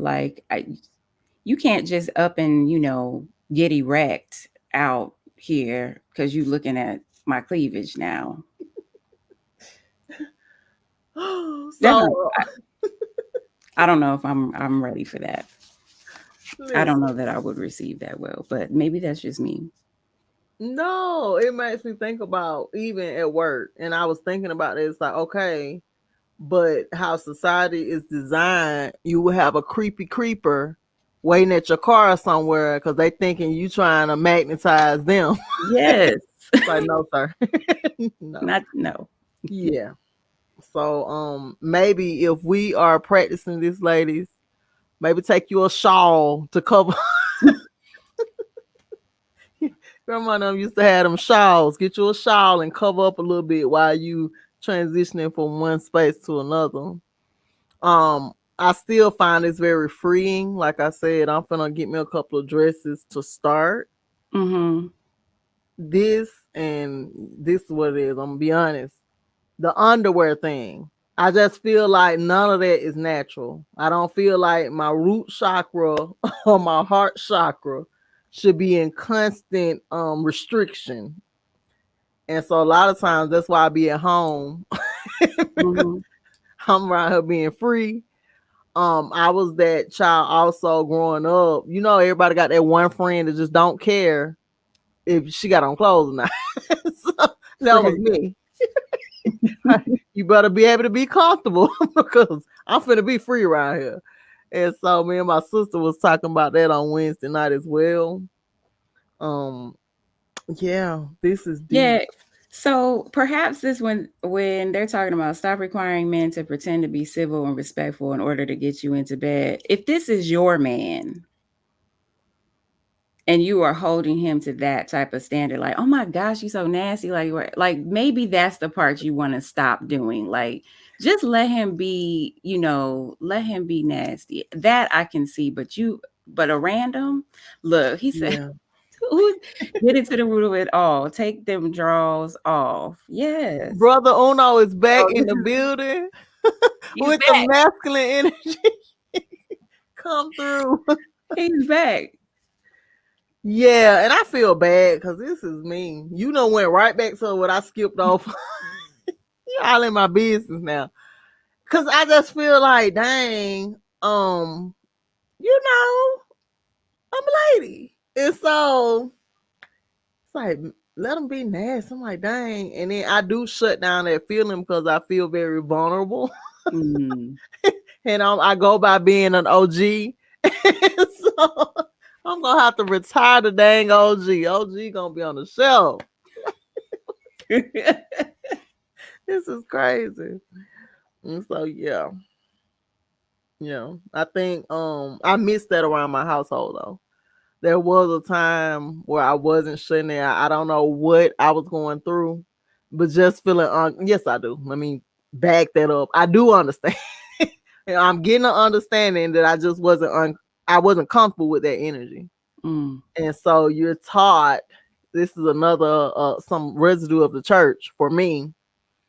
Um just anything that I was out of the ordinary was related to the Jezebel spirit.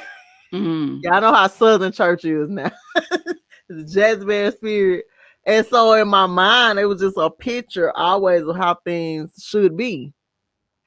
And so we always hear the term, you want to be a lady in the streets and a freak in the sheets. I don't know if y'all, I've heard that. And so, yeah, all of that puts me right back there. And so that's something else I'm going to have to contemplate.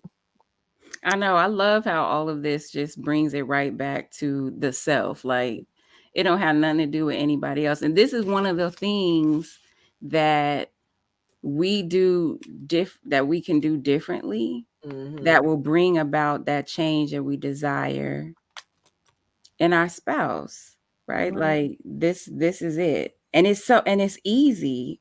Really, It it's really is. about letting certain things just let them go Mm-hmm. at the end of the day.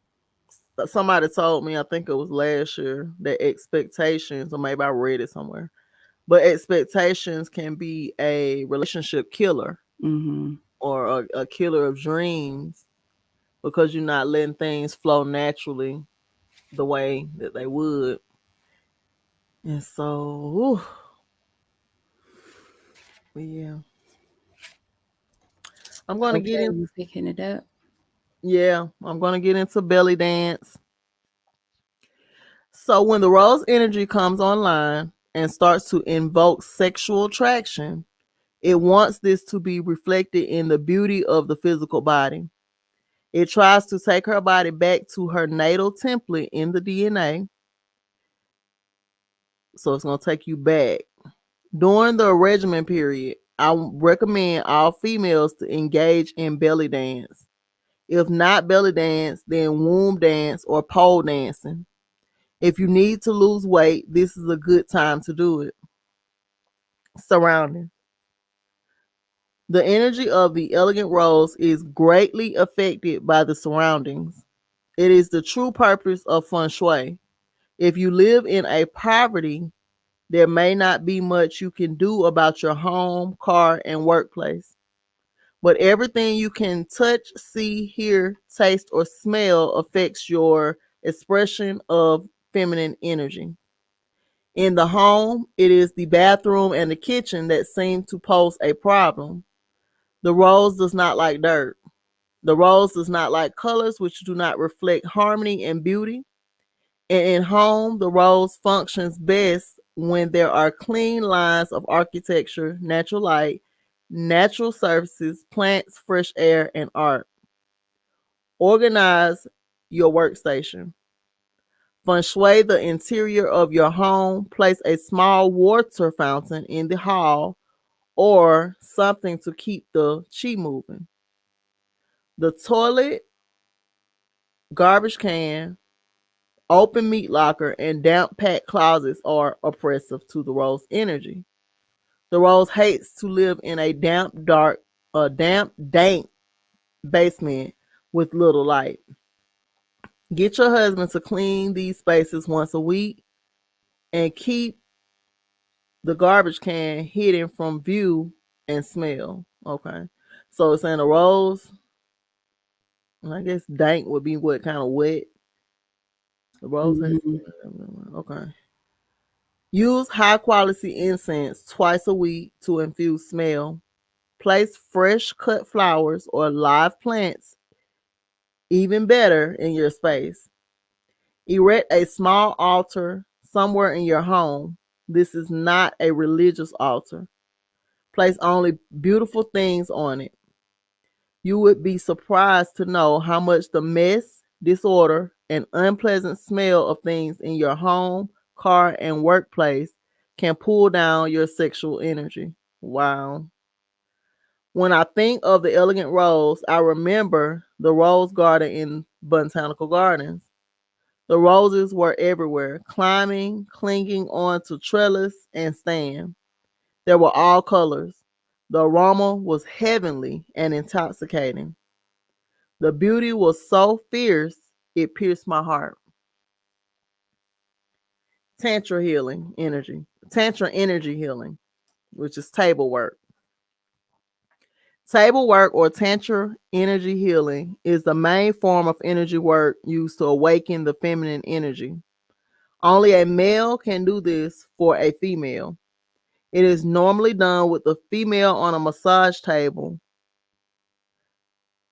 The energy healer projects his field into the woman's auric field using his hands. The male uses his energy to break up blocks and choke points in the female's field. Have you seen the demonstration where a singer uses her voice to break up a crystal glass? The glass shatters as the singer attunes her pitch to the right frequency. When the superior male purifies his energy and builds up his spiritual strength, his vibration gradually matches the original frequency of masculine energy. The abnormal energy in the female body and aura are like foreign structures and do not match the rest of the woman's vibration. And like the glass, they are broken up by the male energy. As the healer moves through her auric field, removing these obstructions, her energy starts to flow better. It is like when a plumber snakes a clogged pipe. Then the healer places his hands on various points on the female body. These points correspond to acupuncture meridian points. He again projects his energy. He again projects energy out of his body and into her meridian system. His energy acts as a catalyst to move her energy along. Depending on the health and age of the woman, there is an increase of energy released. If he can get enough energy to move, then wave patterns begin to establish themselves above her body and in her body. Women report that this feeling is similar to the arousal of floor play. These waves have a healing effect, opening up the reflexology points on her genital map, main acupuncture meridians, organs, and brain stem. If the woman already has the element rose energy online, it is even possible for the woman to have a mild orgasm during a session. In my work, I find that older women often have flashbacks in their minds to times they experienced sexual trauma or sexual joy. In other words, they flash back to an incident that stuck in their memory. It is either very good, it's either very bad or very good. In the case of trauma, this indicates the memory is removed from their cell memory for disposal. Younger women usually experience arousal more intensely and are normally too busy seeking to suppress the arousal to receive the other impressions. In either case, healing occurs. In either case, the healing occurs. After a 2-hour table session, a healthy female will stay in an elevated state of higher libido and higher energy for 2 to 3 weeks. But if she fails to engage in a regimen to address the root issues, she will gradually go back to her previous energy pattern. The best application of table work is at the beginning of a full blown regimen to awaken the master feminine. Men can easily be trained to project energy out of their body. In about 4 months, a man can learn to project some level of energy out of his body. But to do so often requires a radical shift in consciousness and abandonment of false beliefs about the female gender. More than anything, it requires a belief in himself and consistent devotion to the training. The full discussion of table work is presented in the companion book to this, Awakening the Master Masculine. Kegel. This series of small devices are named for Dr. Kegel. They exercise the pelvic floor. The original purpose of the Kegel device is to help women who have bladder control issues from complications in childbirth. Master, let me see how to pronounce it again. Yahoo. What is it? It's Yahoo. Yahoo. Yeah, Yahoo. Master Yahoo has discovered another way to use them. Used as prescribed in the regimen, this device changes the reflexology profile of the vagina. Use of the device tightens the muscles of the vagina that hug the penis during intercourse. This is discussed in the sessions. Used in conjunction with other exercises, the Kegel also encourages acupuncture meridians in the reproductive tract to release and open. Small blood vessels in the vagina have very tiny deposits of plaque buildup over the years in the typical woman. The Kegel may work to break some of this plaque free. Most of all the Kegel exercise, as prescribed, alters chi flow. Start with 5-minute sessions, work your way up to 20-minute sessions by the end of the regimen. We mean you continue the exercise nonstop for 20 minutes. It sounds easy, but may be harder than you think. Are we talking about a 20-minute Kegel? Yeah, 20 Shit. whole minutes. That's a long time. Five Yeah, it minutes is. sounds like a long time. 20 minutes. Ugh. Okay.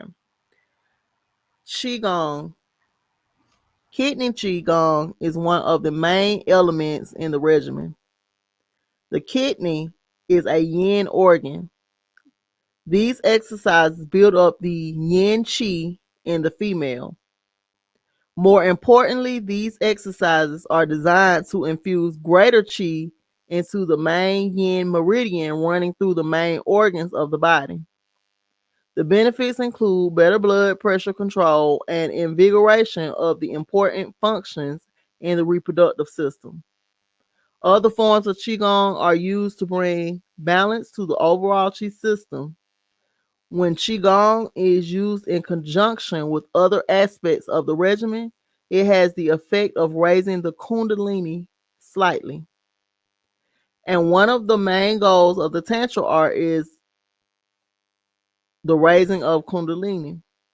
The Kundalini is the inner life force, the product of the combination of Yang Qi with Yin Qi.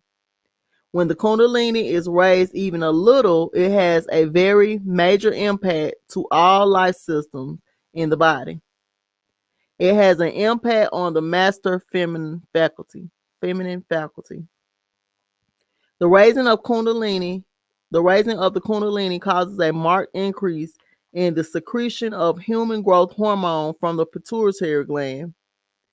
The secretion of this hormone is critical for the master feminine faculty to bring about many of the feminine attributes in the female that supercharge her physical appearance and libido. The raising of the Kundalini brings on a state of euphoria. In this euphoric state, the woman can face the challenge of charging her situation without the weight and inertia from past trauma, fears, and anxieties crushing her spirit. It is like a tonic.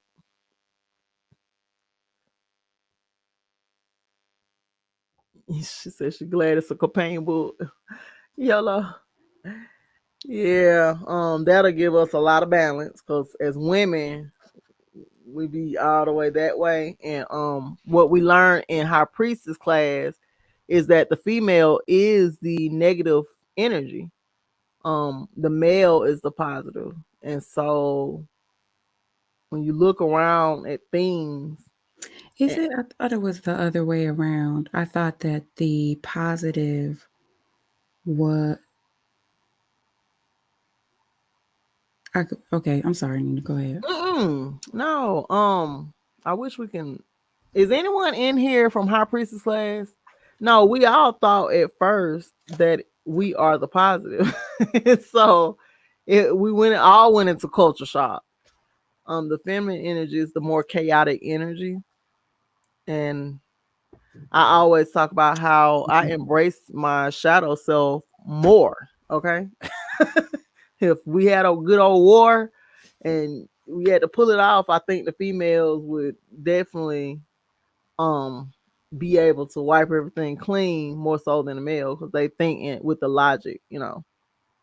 Our emotions run high, and so that's what the guy was saying. Like having a woman in office, oh, they're too emotional. Yeah, we wiped the thing clean. It would Mhm. be really, the grace would be out the window. And so for me, I think that once we get both ends of the spectrum and we're thinking when we get to new situations or new points in time after doing the healing and some type of work, that it'll assist us in shifting society because our energy is shifted. Mhm. You said dance on the floor. Oop, I'm sorry. That's all it is. In shape. Dancing is a great form of session. Yes, it is. Absolutely. Absolutely. And then yeah, so right, positive being masculine energy. Hmm. Mhm. And if you look at nature, they put they impregnate, and so it gives you a lot to think about. So when we looking at the world, when we were having this discussion in High Priestess class taught by Amina L, what she was saying is like we think that the world is in chaos because we're still under the patriarchy. And it's just not true. It's a false narrative. It's like, yeah, we keep celebrating women being elevated in power. That's cool. But when you're looking out in the world, it is kind of chaotic. And so us wanting to lead, we want to lead the charge. Mhm. And it's like that's not your role. Let's go back to the triggering statement. What did he say? As a wife, a female is a pleasure generator. And That's so it. yeah. So where are we gonna? It's like a tonic. Where are we gonna stop today? Um maybe read the sexual renaissance and then we'll stop at awakening exercise. Okay. That's a lot. Then it gets into the case You examples. you see the case of Jennifer. Not no. Well, I don't know. Shit, it's possible. Okay. The sexual renaissance. Human beings are the prototypes of the creator. If the creator were an ocean, each human spirit would be a drop of water in that ocean. The spirit serves as a vessel of experience. In other words, through each human consciousness, the creator is able to come into his, her, its creation and experience the creation. The creator experiences through our experience. We can have experience in a number of ways, but the intended way, the preferred way, is through the experience of pleasure and joy. Our main purpose for being alive is to experience life as pleasure. We see this clearly in the young child. They find joy in the most simple and the ordinary of things. This is why we are here. Now, of course, having experience is not the only reason we are here. We are here to evolve also. The more we evolve, the purer our ability to experience. And pleasure and joy is not the only type of experience. We cannot know joy unless we have something to contrast it with, such as pain. Pain is there to show you the wrong path. Excuse me. Pain is there to show you the wrong path. And as you will see, the more evolved a being becomes, the wider the spectrum of things that can be experienced as pleasure. This is why some women experience unusual things as sexual pleasure. You can tie some woman up and do things that normally would cause pain, but some females find these things to give pleasure anyway. What is happening? This is not abnormal, but a highly evolved rose faculty. It is the elegant rose energy. A woman can train herself to experience almost anything as a sexual pleasure if the intent of the man is good. The central theme of earthly experience is a sensual one. We have we have five senses to sense pleasure. Everything we must do to live and thrive on the earth is by natural design, designed to bring pleasure to us. So he's saying we have five senses to sense pleasure. Everything we must do to live and thrive on earth is by natural design, designed to bring pleasure to us. Can it get any better than that? Food by nature satisfies our appetite, bringing pleasure. We automatically get hungry. Natural stuff is beautiful to look at. Look at a rose, a tree, a mountain, the ocean. They are all just beautiful without adding anything to it. Look at that. You don't need to do anything. It's Right. already here. Can I Absolutely. read this? Can I just read up to the case example? So read the awakening exercise. Absolutely. If you don't mind, I do have to step away to use the restroom. Oh, okay. Um, Anybody that needs to go to the restroom or that hasn't already gone, feel free. I'm coming right back. Okay. Okay. I don't want to hold it.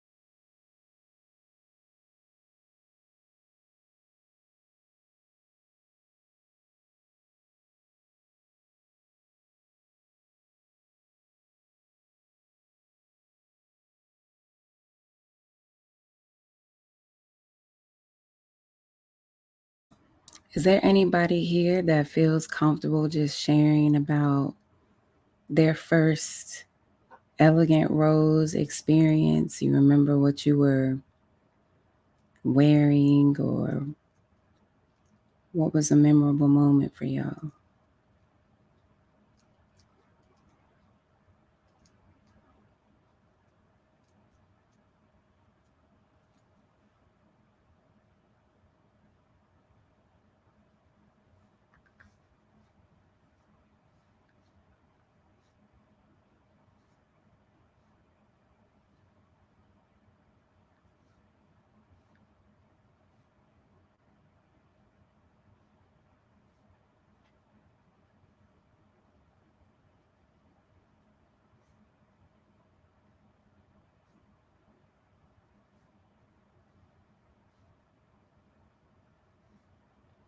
Yeah, both of our experiences were yellow.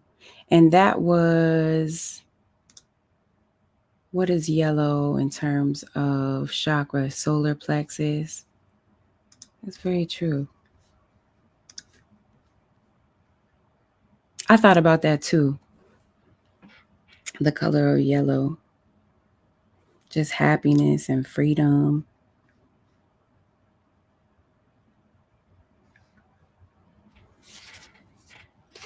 Okay.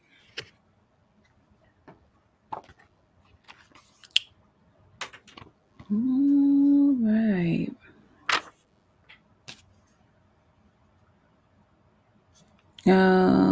Okay. So we're gonna read Awakening Exercise, Energy Foreplay. Important note: the exercises, mantras, concepts, and energy work described in this chapter are dynamic and intense.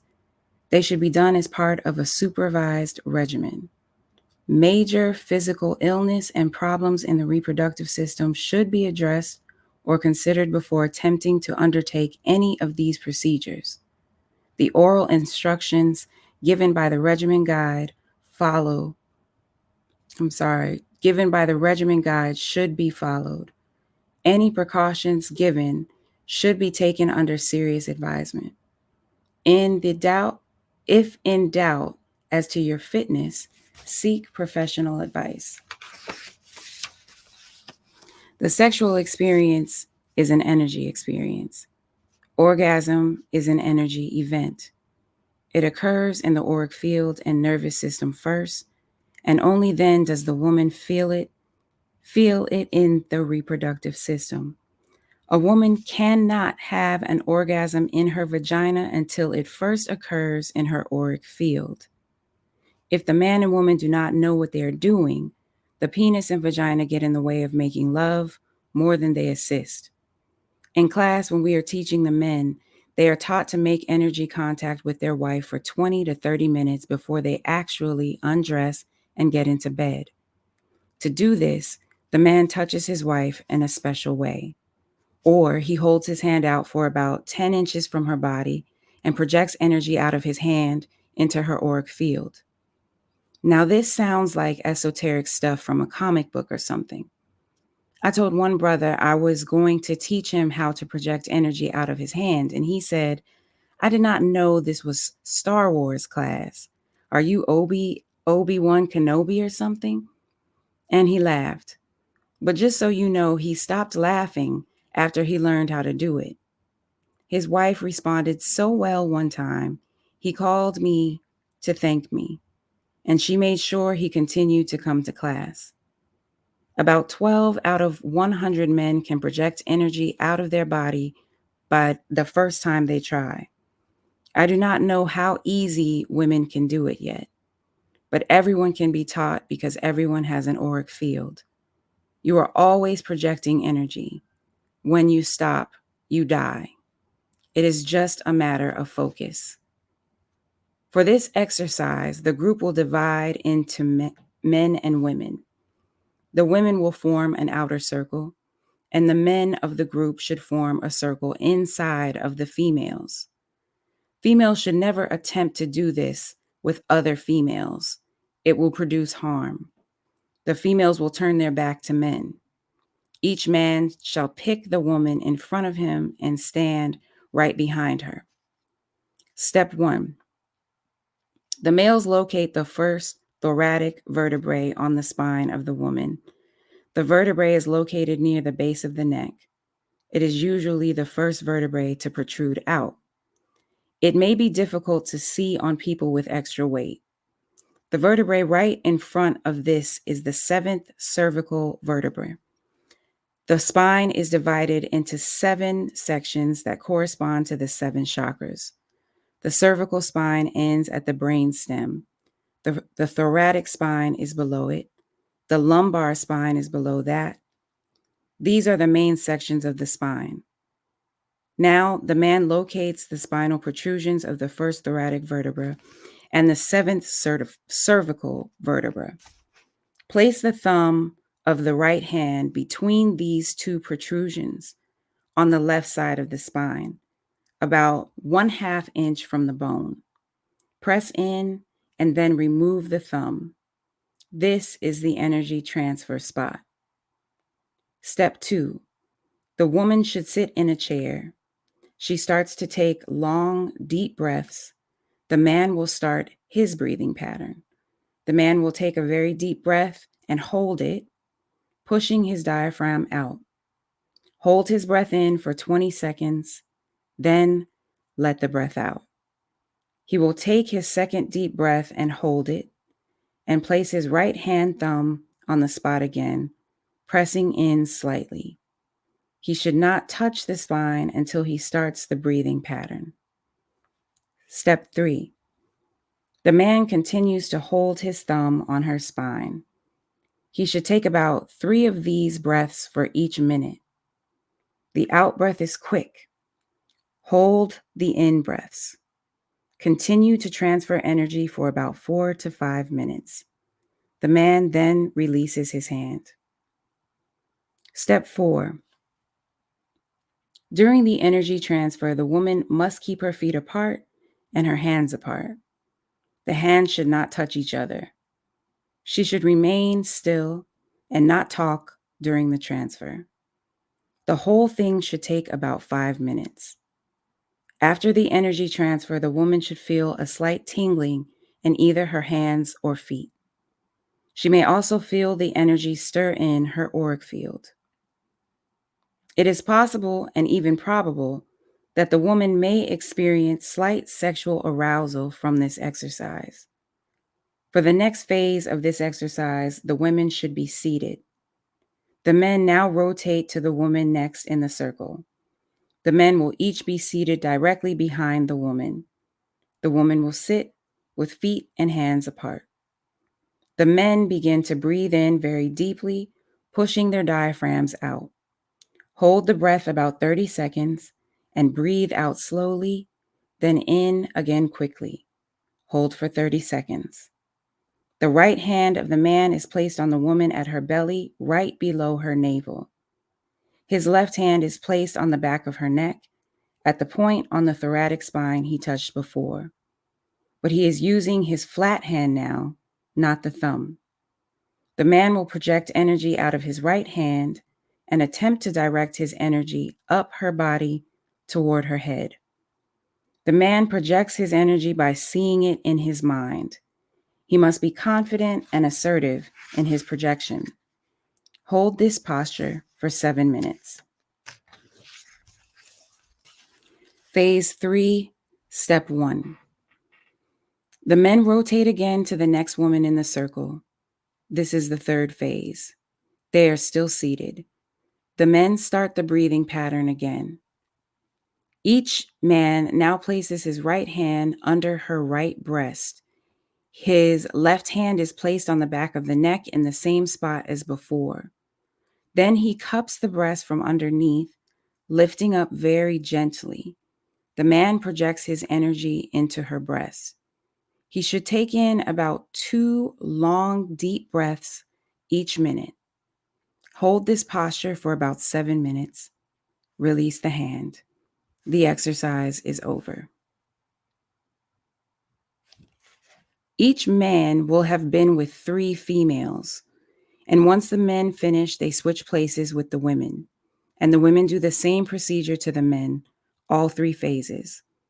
The group should take some time to discuss the results. After all 3 phases, the women should feel a slight tingling sensation on the skin and running down the legs on the inside. Some women will also feel that their auric field is charged. The objective is that the women should begin to feel a sense of arousal and a sort of euphoric feeling or feeling of lightness.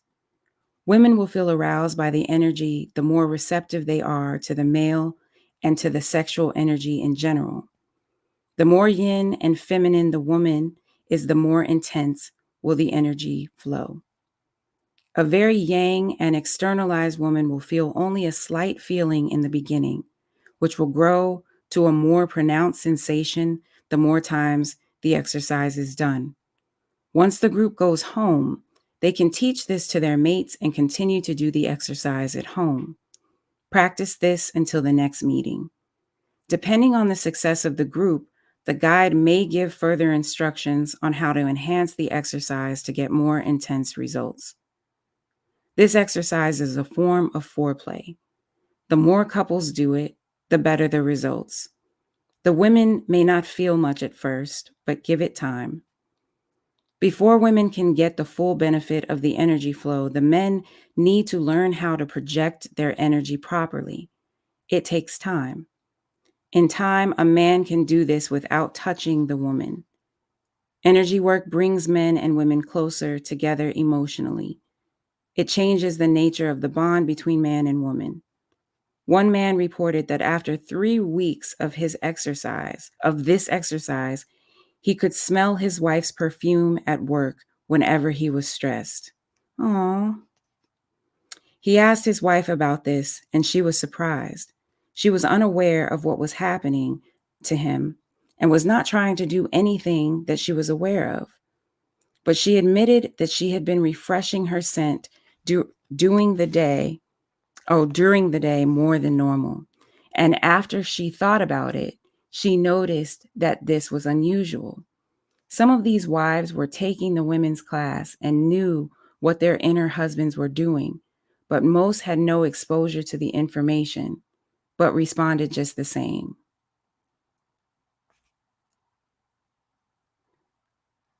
So I was going to stop there. So this man could smell his wife's perfume at work whenever he was stressed.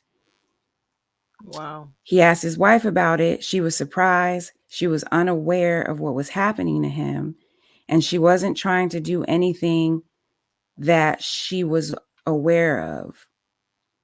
But she admitted that she had been refreshing her scent during the day more than normal.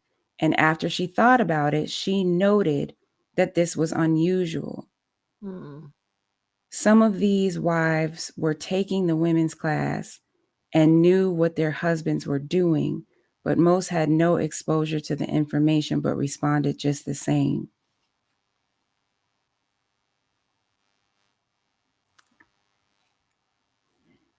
So is this kind of speaking to just the connectedness of Right. the couple?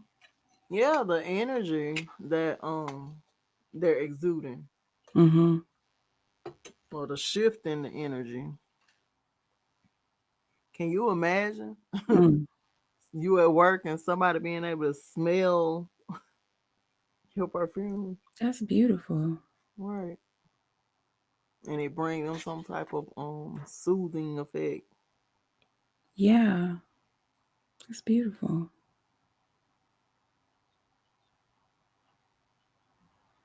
I figure we could save case examples for, I guess, next week. We read next week, Nina. So Right. chapter 7 is such a long chapter. Well, that's the end of chapter 7. So Is it? I yeah, don't think so. yeah. Oh, Case. we gotta go to one. Oh, it's 2 more pages. So after the case example, then we finish. So 107 through 110. You want me to continue? You want me to read to the end? Yeah. Okay, okay, okay. Do it. Case example, Jennifer. Jennifer presented as self-centered, judgmental, distrustful, and a little vain. Jennifer is a 26-year-old woman of mixed race. Her mother was white and her father black. Jennifer was a very attractive young woman. She weighs about 135 pounds and is 5 feet 7 inches tall. Her cup size is D. She dresses as a magnet to attract. Jennifer wears things which are form fitting. Her tops often show her ample cleavage. Men describe her walk as very sexy. Even when she is not trying, she sends off erotic vibes. She is broadcasting the positive, elegant rose, and men pick up on this. But Jennifer does not have the use of the attributes of the hawk, moon, and treasure chest. She does not nurture men, but judges harshly. Her right brain is out of sync, and thus she does not make good choices. She does not handle money well. Life to Jennifer is like an exciting game. Jennifer likes her body and enjoys male attention, but has trouble in one on one encounters with men. Jennifer is easily aroused, and once aroused, she finds it hard to control herself. Her low threshold of arousal is something she is ashamed of. She once had an orgasm on the dance floor of a club after dancing constantly for an hour. Even though no one knew her, she made excuses to her girlfriends and rushed home feeling very embarrassed.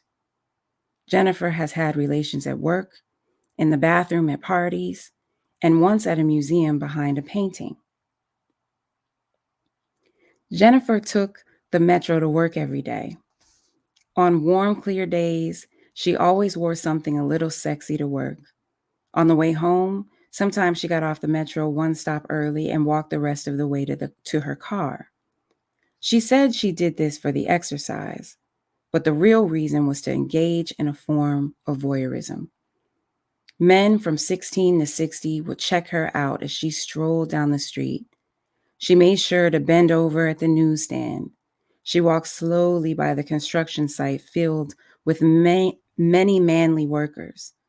Once in a while, a man would follow her for 2 or 3 blocks, enjoying the view of her assets from behind. And this always turned Jennifer on, even though it was dangerous.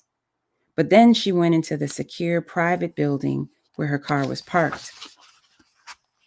They could not follow her in there. On those occasions, she often arrived at her car fully aroused and wet, her nipples erect. After this, she hated herself for being so perverted. For that is how Jennifer saw herself, as having too great a libido. She wanted more control of her desire. Because while Jennifer could get aroused in public, she had trouble doing so in a long term relationship.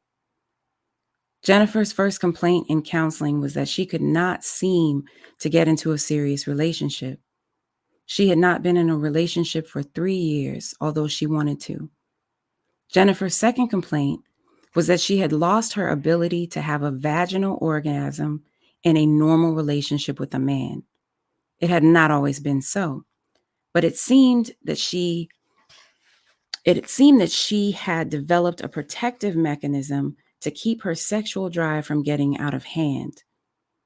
If she was at the club with a stranger or with some other woman's man or in an unusual situation, she could easily be aroused.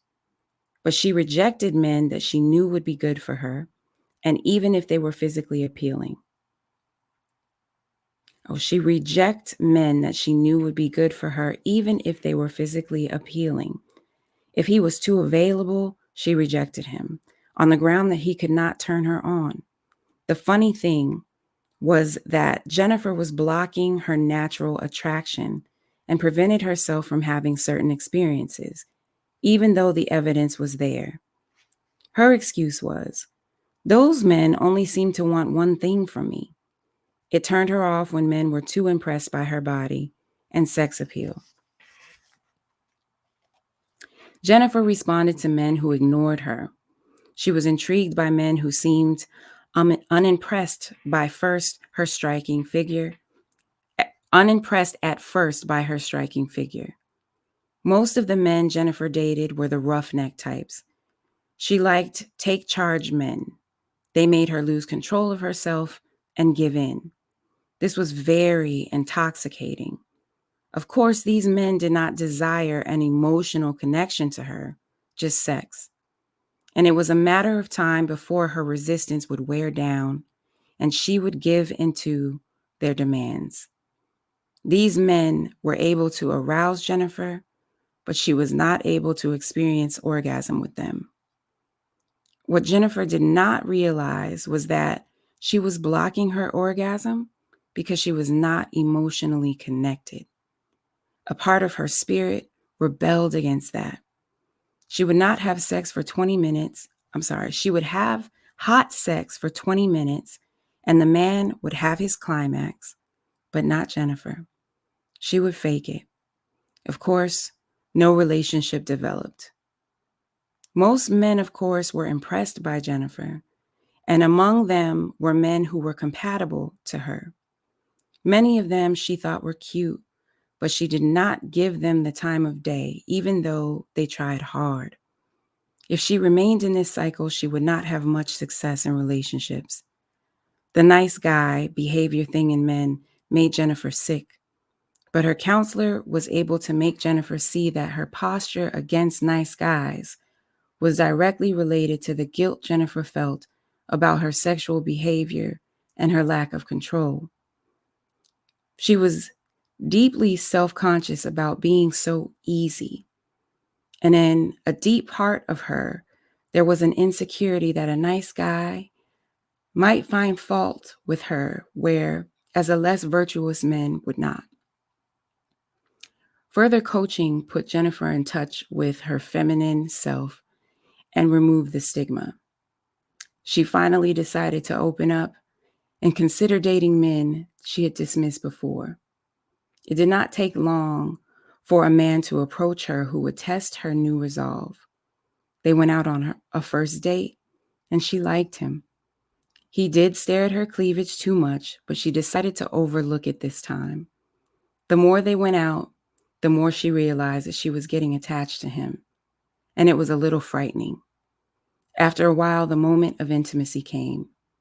Jennifer had her first vaginal orgasm in many years, and the intensity of it shocked her. He was not a roughneck, but she still responded to him. And then she realized that his excitement about being close to her was part of what aroused her. It was something inside her. Jennifer was luckier than most women. Her elegant rose had developed a lot on its own. She was desperately trying to suppress it and was ashamed of it. Jennifer somehow had avoided any really negative sexual experiences. There were no rapes, nasty rejections, abortions, or trauma in her past. Her father was there for her as a child. She did have a negative womb imprint from her first sexual experience, but it was not that bad. When Jennifer was 15 and fully developed, there was a policeman in her neighborhood who looked out for her. She saw his patrol car cruise by often as she walked home from school. He protected her, and she was attracted to him. She seduced him and lost her virginity in an alley. It did not end the way she thought it would, but it was not forced or bad. It did not shut down her master feminine faculty.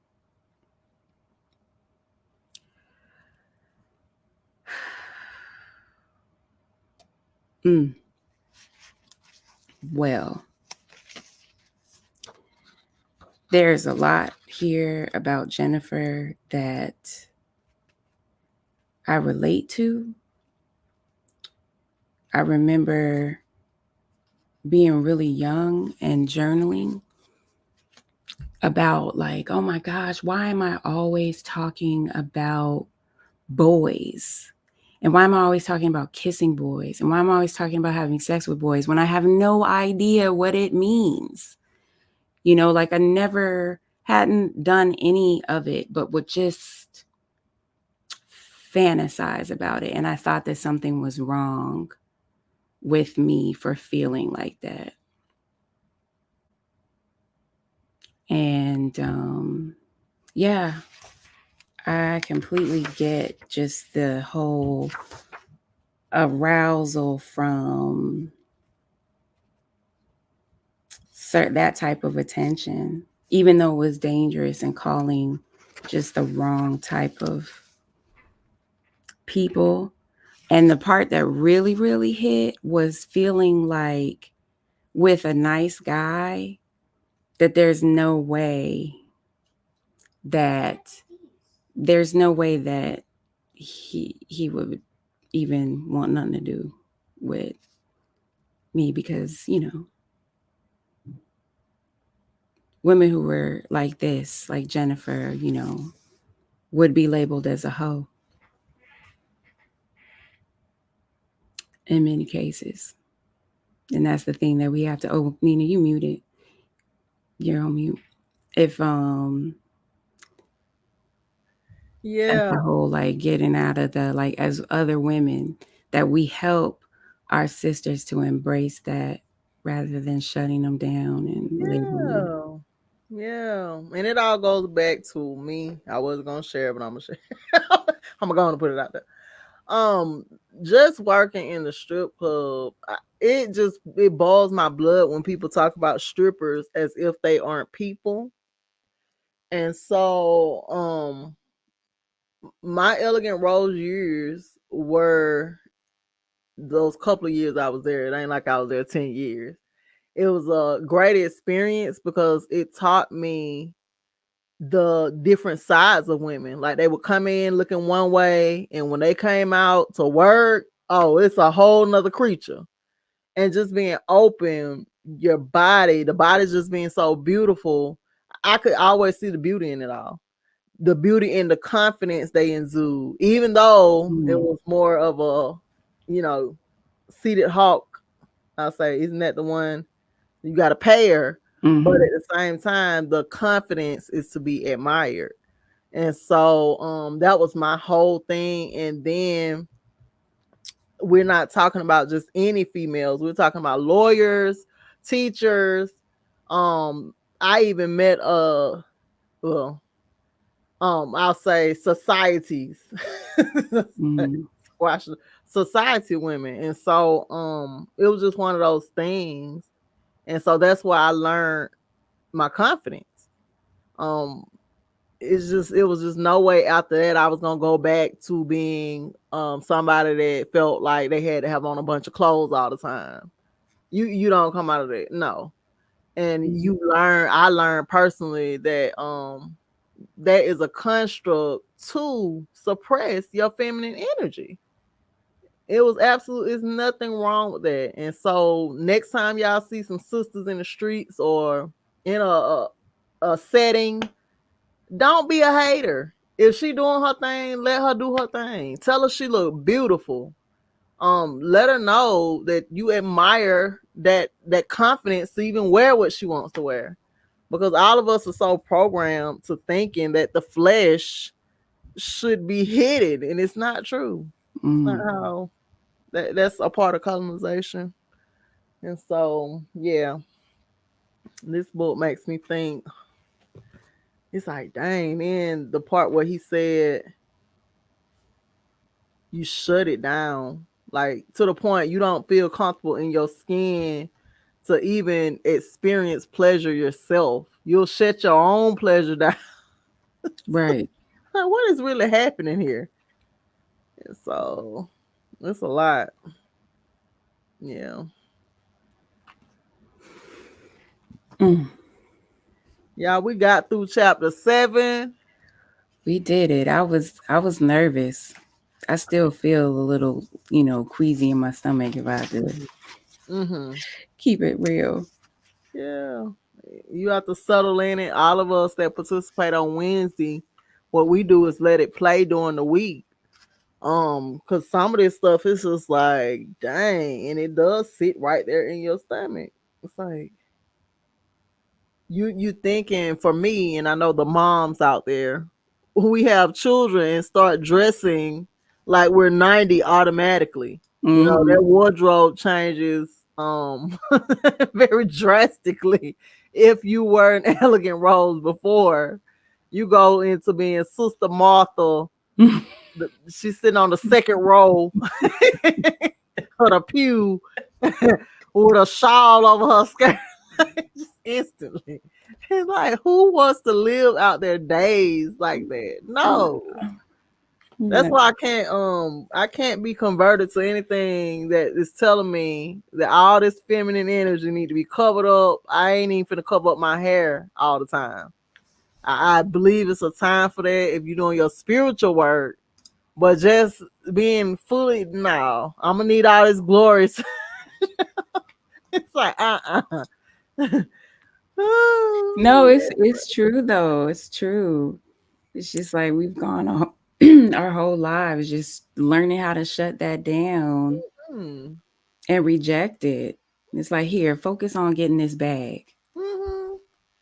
And it's really Isn't that crazy? disgusting because you have a bunch of money, but you're not really happy because it isn't just the money. You have to have all those things balanced. And I see a lot of women, us, beautiful spirit, the energy is beautiful. We working together, we just all these levels. But what's coming, and not all, but some, is a lot of them are single. They have it all, they travel. I mean, they skin glowing, but they be single. And so it's like one of those things. He said catch 22. Yeah. Yeah. So yeah, y'all. And then we get into chapter 8 where we talk about what he's 1 trillion faked orgasm. Listen, we went over this Oh. on Wednesday night as well. Just can't just the faking of it. Come on, how do we get here, ladies? Well, we just faking each and every one. How do we get here, ladies? It has to stop. Yes, we did. We just talked about that. All the single women, like it's a lot. So we get in paper, it's like get your bag, be a boss, Mhm. but you can't have no orgasm though. Right. Don't like you sacrificing one over the other. It's just Which makes for the cranky boss and okay. also all of the toys involved. The Okay. toys is sending out radio waves into the area of your vagina, and that too, we don't know how that's going to affect the next generations. You're so right. I didn't even think about that. Yeah, they came out with a news story about that rose that came out and just saying how many radio they were testing the radioactivity coming off of it. And so that's not my generation. I came in the generation of the bedroom candy. Okay. So it just made me think like, wait a minute, those are good quality toys. And meanwhile, listen, listen, ladies. No, Candy make good quality toys now. They last a long time. Mm, So yeah, it makes you think like what are the fallouts from that? And then again, looking at the world, is this chaos us? Because we're not having orgasms. Okay. All right. yeah, I remember my mother got saved. She came home and packed up all my oh 13. That's Oh, like an immediate life changing event that takes place just immediately. Oh right. my gosh. Yeah, my grandmother used to look down on them pants, honey. And so and I can say now, being older at 40, I enjoy me a good old skirt. And I'm like, we got to shift on into 100% this because the energy is different. I feel way more comfortable when I'm in a skirt Mhm. versus the pants. They going across your root chakra. You are secured two different, three different ways. Right. You got each leg in a slot and it's zipped around your waist. This could not be healthy. Just Mm. and it's just like, yeah. You know what that makes me think about is like compression suits. I have so many of them too. I got on a pair now. I am compressed, ladies. Listen. It's like they're so uncomfortable. That's the thing. It's like all of this stuff that we have conditioned ourselves to become uncomfortable with and accept it as a norm. Why? It's Yeah, like, get you some. Get you some. We mm, gotta free our body parts, and when we talking about the chakras and the meridians and the acupuncture points, we are shutting down our energy, and this stuff is at this point is voluntary. it is. That's the part that hurts the most is that it's voluntary. Right. Brother Uno asked, "Do we think sex toys destroy sexual relationships?" Oh, you got it. Okay. Mm, Um, I wouldn't say destroy. I don't know. I wouldn't say destroy now, Uno. Here you go. Yeah, I mean, I don't know. I don't think they should be used in substitute of because it's not real. Okay. Yeah. When you start preferring that toy or that toy is the only outlet, things can still be a little stale. It's like, I do wonder how necessary sex toys would be if we mm-hmm, were more connected with our partner at an energetic level, mm-hmm, because those toys are 100% physical. That's why, like, the minute it hits, like, the clitoris, it's instant. Like, there's no build up, there's no none of that. It's just instant. And I think mm-hmm. that, I don't know, perhaps that's something that there could be an illusion around the expectations of sex with your partner, that, you're comparing them quite possibly with the ability to get you there. The toy gets you there, but in the book, we're learning that if you can't get yourself there, energy wise, then it's still like slapping a band-aid over a wound and just leaving the band-aid. Mm, It's really not helping. Um, I wouldn't say bro. I think if we all were getting orgasms, there wouldn't be no sex toys. But like you said, it comes from the energy being disconnected. yeah. Yeah, I'm like everybody got a toy. Everybody. I don't know nobody that don't own one. So it's just another piece of evidence that the orgasms are scarce out here. And so we're gonna have to fix that. I've been hula hooping this week. I feel better. I have not managed to keep that hula hoop up for long, but I'm gonna keep going and keep trying. But it does let me know that something is off balance in that Mm, area. So I have to keep working at it. But I do talk to someone else. Shout out to Misty on Instagram. She started out and now she's really good at it just by continuing to do it, getting in the flow of it. mm-hmm. And she says she definitely can tell that it is healing in the area of that root chakra, and assisting her in releasing old traumas and so forth. So, Yeah, that makes me think of what, earlier when we started reading, that waveform of just like kind of going with the flow, like mm-hmm, when we achieve orgasm and we're like clenching and, like twisting our toes up, all of that choked energy. And mm-hmm, kind of like with the hula hoop or any of those exercises that help you to just catch the rhythm of your orgasm. mm-hmm. Mm-hmm. Yeah, and that's another thing.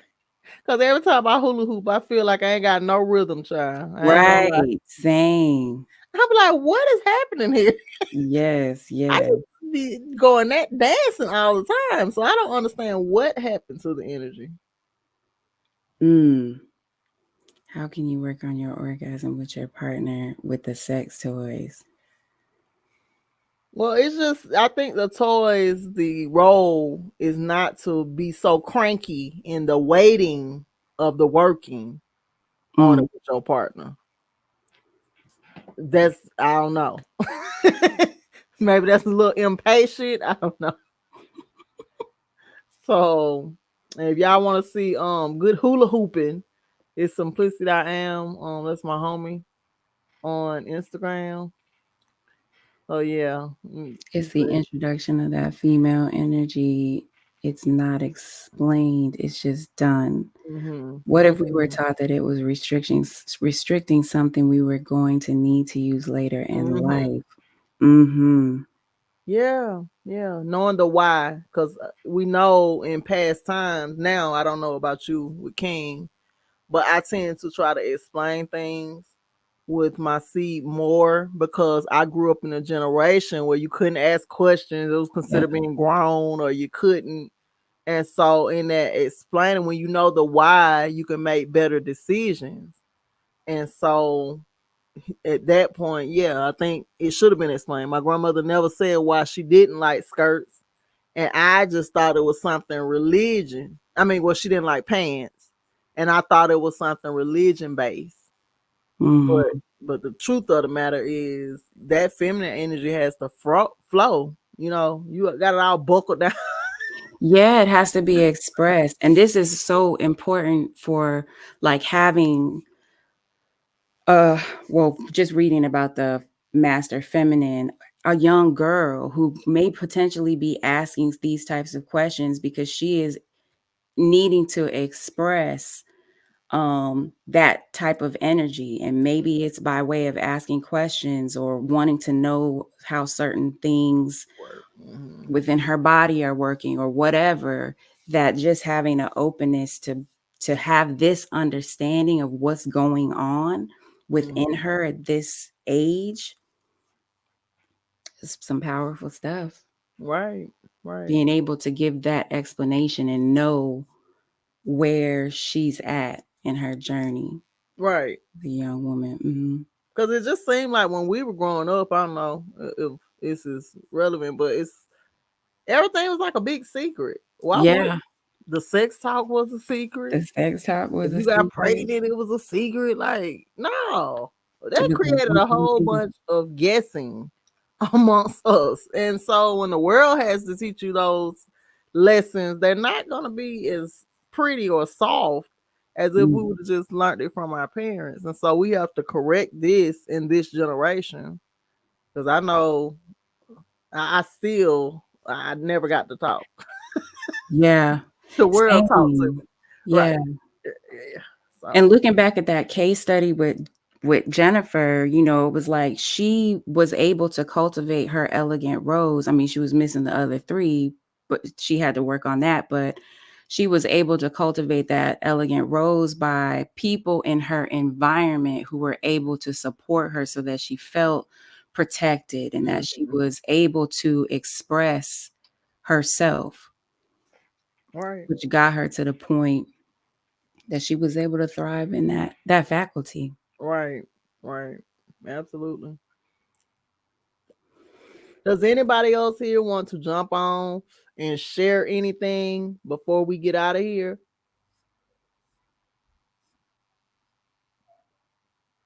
Don't all line up at once.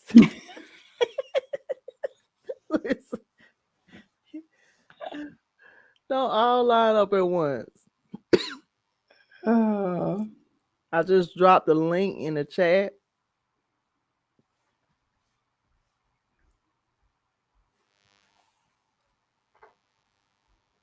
And so yeah, chapter 7 was good and fulfilling, even though it busted a couple of my bubbles. I ain't gonna lie. It was good. It was definitely. We were It looking at it explains like, a dang, we lot. still ain't finished. We still ain't finished. I thought for some reason I thought we had to go to page like 120 or something.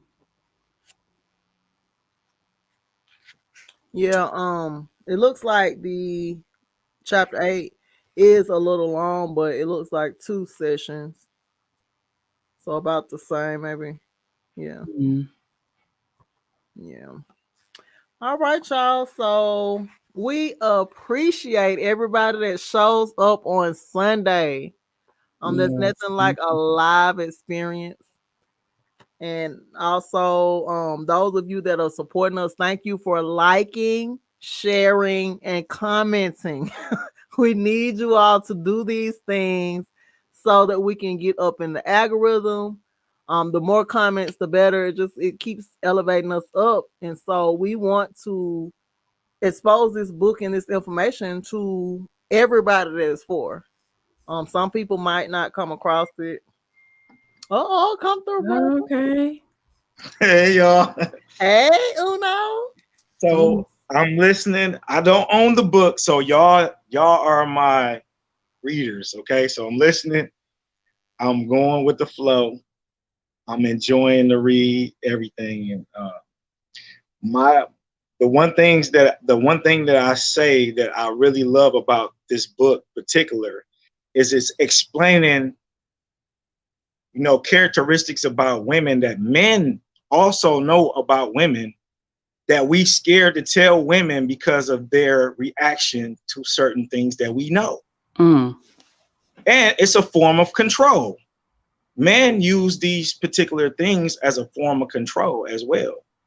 So it's important that women understand the dynamic of what men know about these type of things, and they use them to their advantages. You know what I'm saying? Um, like y'all was talking about the sexuality of a woman and the way that she dresses. Now, we approach women based on a level of, because you see women all day, just like women see men all day as well, Mm-hmm. right? Well, the way a woman dress particularly explains to us. I'm telling you about from a man's point of view, what kind of relationship I'm gonna have with that person Mm-hmm. or experience. Mm-hmm. Now, some women can dress a certain type of way that will what you assume to be intelligent. For us men, you know what I'm saying? Mm. We look at intelligence based on the way that you carry yourself. You know what I'm saying? Because when you dress yourself, we thinking that you're thinking the we don't think. We just throw shit on, we go outside. You know what I'm saying? Respectively. Women take their time and do things. Mm-hmm. So with that being said, with regard to how women go outside, it's based on how we determine how our women are going to react in the streets when we're not around. You get what I'm saying? Mm-hmm. And the reaction, because we are reactive, we react to things, we see things and we be like, ooh, look at that. You know what I'm saying? It's women have to understand this particular part about it. Now it's okay to be sexual, but men, we look at it like this: who is going to be there to protect you when you out dressed that way? Mm-hmm. Now when you with me, that's the prize. I get to show when my wife dresses, if she dresses provocative in a way, if she's with me, I can give y'all a story. It made me so mad.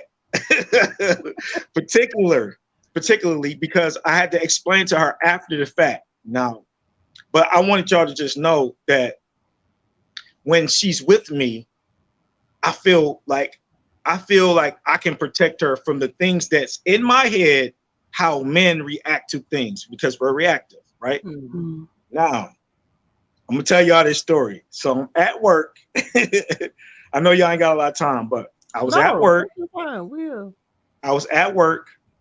My wife, we was just boyfriend and girlfriend at this particular time.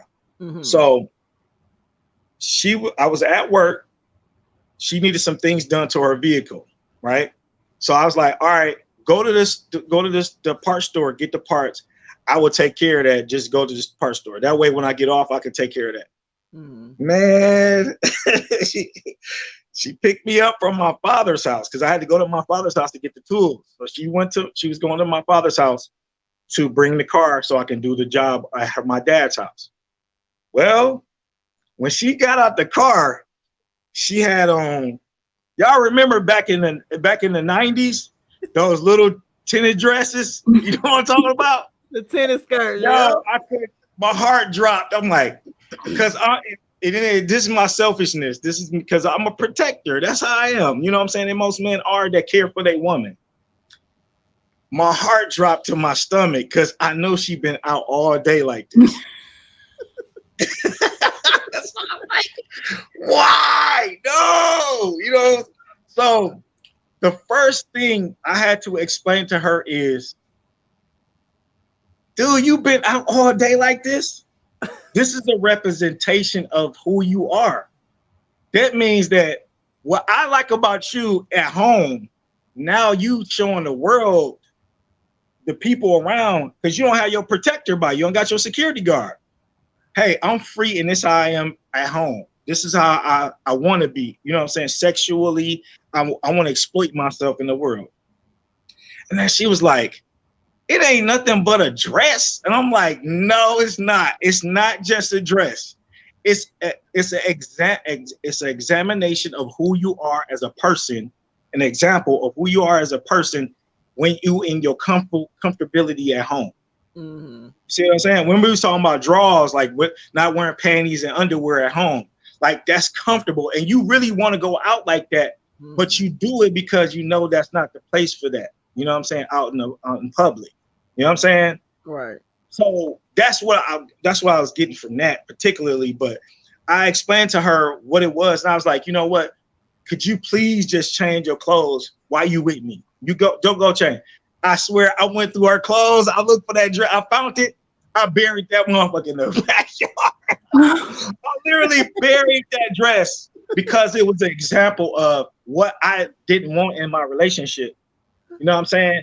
And I told her, I said, yo, this is not disrespectfully. I just want you to carry yourself there. Now, she never did this before.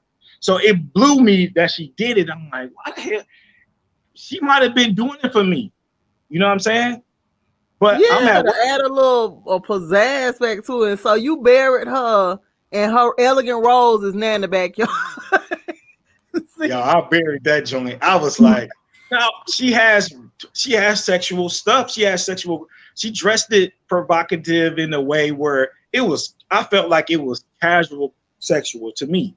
And that's what that would turn me on that she will be in a position where she dresses the way that was sexual, but it wasn't revealing. You get what I'm saying? Mm-hmm. See, it's a way you do it and a way you don't do it. Right, absolutely. You know what I'm Absolutely. saying?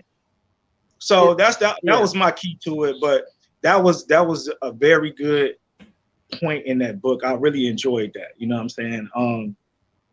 And it was just, and then another part about relationship with a woman, with my woman particularly, is the communication when that happened. You know what I'm saying? Yeah. It wasn't that I was being over. Now, I told y'all my heart dropped in my stomach, but I didn't react to that. I actually was like, yo, just you've been out all day like this. And I'm in my mind like, no, and you can see the booty meat and everything. I was like, so I knew it wasn't for me. I mean, she wasn't looking at it. She just probably thought it was a pretty dress or whatever. But yeah, and it could have been for her. She could have felt like, right. you know what, I still got it. Let me put this on today. Nah, she always, because that's another thing, as being in a relationship, my wife is not the same woman that she was when I first met her. Mm-hmm. She done gained weight. She don't look the same in the face. But my reaction to her is always going to be that first reaction from the beginning. Mm-hmm. You know what I'm saying? You have to, because I ain't the same person either. I'm fat too. Right. I done gained weight. I'm not the same person. And when you look at your woman or you look at your mate, you looking at that person as a reflection of yourself. So even though she done gain weight, I'm like, yo, I'm big too. Mm-hmm. You know what I'm saying? We got to do this together. So we've been working on things to, make that thing work. But I really enjoy this book. I really do, because I love how you guys react to the aspect of that, and the part that the masculine and feminine aspect of women, how diverse it is. You know what I'm saying? Right. And how women override certain aspects of themselves instead of balancing those things. Mm-hmm. Now I mentioned Kali, the goddess of destruction, and we was like, all this feminine inspiration and all this feminine thing. Well, the people that are the architects of the world, they understand this about our particular women, that you have an energy that you can't see with the naked eye. Mm-hmm. Now, us males, we know, because their woman can look at you and you be like, oh shit, we know it. And when you a kid, how your grandma looked at you, or your mom, or your auntie. This is an energy it's not to be seen, but it's known that it's there. Mm-hmm. So our ancestors actually created deities to explain the balance between the gods. You know, this god is this god. That all the female aspects of gods always show them as being destructive. They will tear some shit up, you know.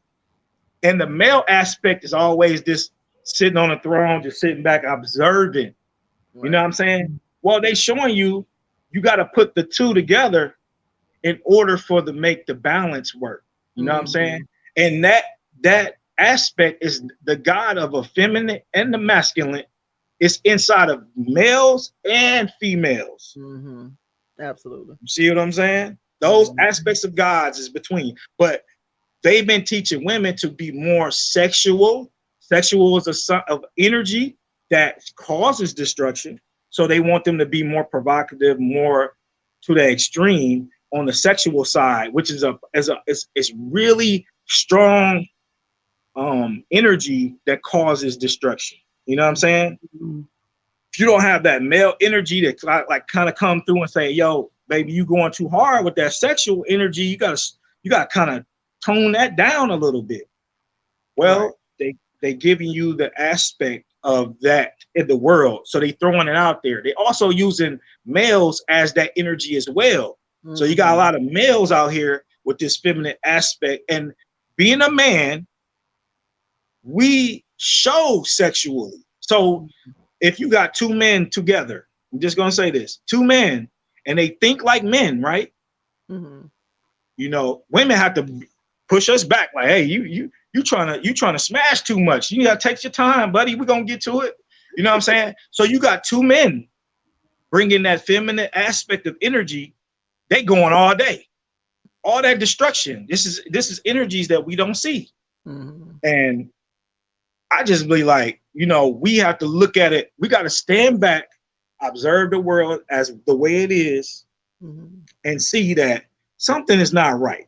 You know, from 40 years ago, you know what I'm saying, to now, something happened that threw us off, you know? Absolutely. Yeah. Absolutely. So, yeah, I just wanted to, you know, and I commemorate you guys for bringing this forth and reading this.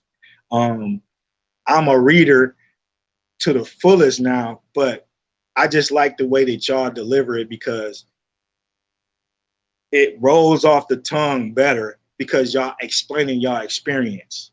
You know what I'm saying? And that goes with narrating the book itself. That's making it way better. You know what I'm saying? An experience. That's all. I just wanted to add that. And you know, I'm a man and I don't supposed to be here, but I'm just going. No, I'm saying I don't supposed to be in the females conversation, but I feel like I have to say something here and there just to give it that balance. You know what I'm saying? Yeah. And that's why we welcome you. We thought we ran you out. No. No, I get. You know what's weird? I haven't been getting notifications like normal. Like y'all be live, and then I finally get a text like 30 minutes in, and I'm like, yo, what the heck? So I'd be coming in late, but I go back and I watched the last one and the one before because I missed those. We appreciate you. Yeah. Because I love it. I love this part. I love that our women, and I mean from a male's perspective, our women are bringing the balance that we need. And y'all are the keys to getting things under control. Women are the key to controlling the universe, particularly our women, because they have a divine energy that's overwhelming. It's like, you know, you can have something, a car that you can have a million cars out here. It's always going to be the best car or the best vehicle or the best moving vehicle. A lot of cars out here, but it's certain cars that are equipped with this particular speed and agility to get you to where you need to get to at a destination. You know what I'm saying? And yeah, but yeah, women, I love it. I really do. I appreciate y'all so much. We appreciate you. Thank you. Yeah, I really do. So I just let y'all go ahead and do y'all thing. I take off, but I really do appreciate y'all. Oh, and thank you keep for doing it. hopping on. You the first Keep person do that done hopped on. right. Keep doing this. Keep promoting these type of characteristics about books like Mhm. this, because men have to see this too. Mhm. And I've been sending out requests, like people, I've been sending stuff, but men don't like to hear, don't like to sit and listen through a whole video of people reading and all that. I had to Absolutely. learn this stuff. You know what I'm saying? Neither Mm. we had to actually learn how to sit through and listen to people read books to actually get their perspective. Because if I read it, I might have a different perspective. Right. That's why I appreciate that y'all doing it, because y'all have a different perspective. And it's a lot of things I'm learning about women that I wouldn't know, you Mm. know, just from y'all giving your perspective. That's why when I talked about the sex toys, that was me saying that we have an issue with women having orgasms, right? But we tend to always put things in the middle of it instead of fixing it and getting it Mhm. on this point. Wow. Mhm. You see what I'm saying? We Mhm. always bring things in that don't belong there, and then next thing you know, she can't. Because remember, a relationship is something that's energy exchange between all these aspects: the way you look at a person, the way you touch a person, the way your sexual energy connect, the way the sex is, and everything, right? So when you interfere or bring in something in between those energies, guess Mhm. what happened? One day she gonna be tired of that look. She gonna, because it's gonna be, it's gonna, and he too, because those toys and stuff make things take away certain energies in Mhm. her. So when he having sex with her, he don't feel it like he felt it before. Mhm. So Absolutely. you lose something, and you lose that energy, because you can make men make women have orgasms. Mhm. Mm. You understand? Men make women have orgasms. The, Mhm. the reason why I say that is because the way that he carry himself, the way he smell, the way he talk to her, the way everything is mental, everything is all of Mhm. us exchanging. But he need to get that feedback from her in order to get him into that mode where he can do that. You know what I'm Mhm. saying? Because if you're out of shape, you might not do your due diligence the way that you would normally do. But Mhm. if you have a partner, I'm talking about, you can be damn near about to pass out, but if you need to get her there, you will go over and beyond. You'll get past that point because you know it's something that you have to do. But you got to have that partner to get you to do that. Now, if y'all got something buzzing around, all that, you know what I'm saying? All those things that you need to add to anything, it takes away the natural experience. You know what I'm saying? You and the side effects. Okay. I'm We just got saying, you got the jizz, you know what I'm saying, all that. I mean, it's cool, but I feel like naturally, those tools that they use, it don't build relationships for 40, 50 years. Mhm. Mm. You Absolutely. see what I'm saying?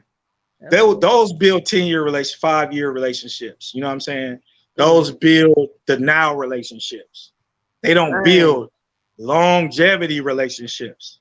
You know what I'm Mine is saying? 8 years old too. How many you I'm get there out my too. business? Right. I'm there too. So, we do have to find new things and new experiences, but Right. why can't y'all do it without the man-made things? Mhm. Why can't it be something natural, like, go by the beach, you know what I'm saying? Mhm. Find things that you can use naturally to build that rapport in a relationship that will make the scenery change. You go somewhere, yeah, hey, let's go in the woods. You know what I'm saying? That's an experience. These are Right. different things, you know what I'm Right. saying? Right. Right. But you make it where it's comfortable, you know what I'm saying? You took your time out to make it like, hey, let's go in the woods. You like, hey, it's stuff in the woods, not, no, it's a wolf in there. Come on, I'm gonna show you the wolf at, you know. And you have something that you created for her. You know what I'm Right. saying? In the Right. woods, that where it made her feel safe. That's what I'm saying. Like, we don't do Absolutely. that no more. Mm-hmm. And Absolutely. as a male, that's what I'm saying. Like, those things take away.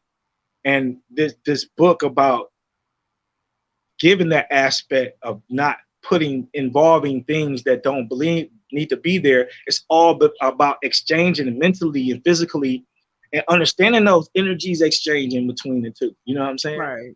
Right. Yeah. Yeah. Yeah. I hate typing. I'll be misspelling. I'll be having typos and shit typing. Like, yeah, I hate typing. So I had to come on. But yeah, y'all have a wonderful evening. I'm going to check out. Okay. Thank you, Thank brother you. Thank Uno. you. Thank you, Y'all, my beautiful sisters. So thank you. Thank you. I appreciate y'all. Thank you. y'all go over and show brother Uno some love. He still has a channel. We met each other on YouTube when we were deep into history and just finding out who we are, and we were pumping that information. We were doing videos upon videos every week. And we had like a Right. little team. We had a team, and so we were all getting the information out there. And so Yep. Reading books and reading different historical books about absolutely. us and who we are, and this all goes together. Everything Mhm. that all these things go together. It's Right. Mhm. all we what you call soultarian people. We got an energy that's is just running rampant right now, and we need to get it in order.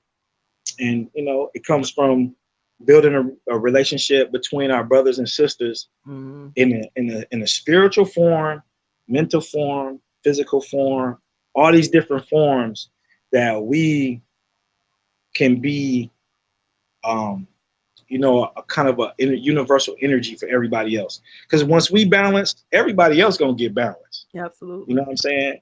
It's between the so-called black man and black woman that's missing that balance. And Mm-hmm. once we figure it out and we get in order, your finances go away, all this stuff go away because we will understand that we don't need none of that. You know what I'm saying? Like I said, that we could go in the woods and be able to understand the nature the way that we did before based on our comfortability with each other. You know what I'm saying? Um, Also, I wanted to bring up one more thing before I go, y'all. Okay. I talk a lot. No, be um, free. when y'all was talking about, the grabbing and the gripping when you or just the desirable holding on to something, right? Mm-hmm.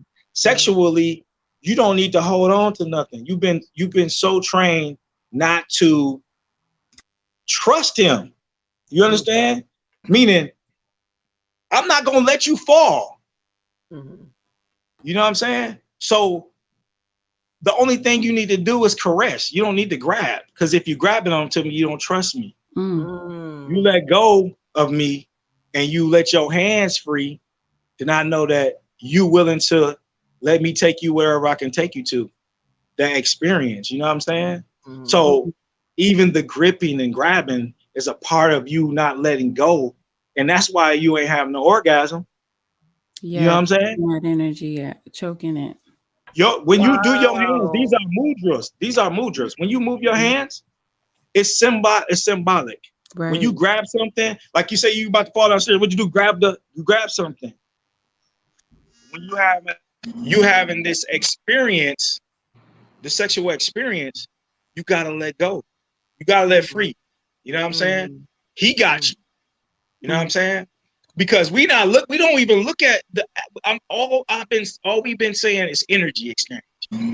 And the exchange between those energies is by you letting go, and letting him take control. Because like I say, he the one brings the orgasm. It's Mm-hmm. coming out of him. Be honest with y'all. This is where it's coming from. Just like it comes out of that rose, you know what I'm saying? Or those materials, all that is a part of it, you know what I'm saying?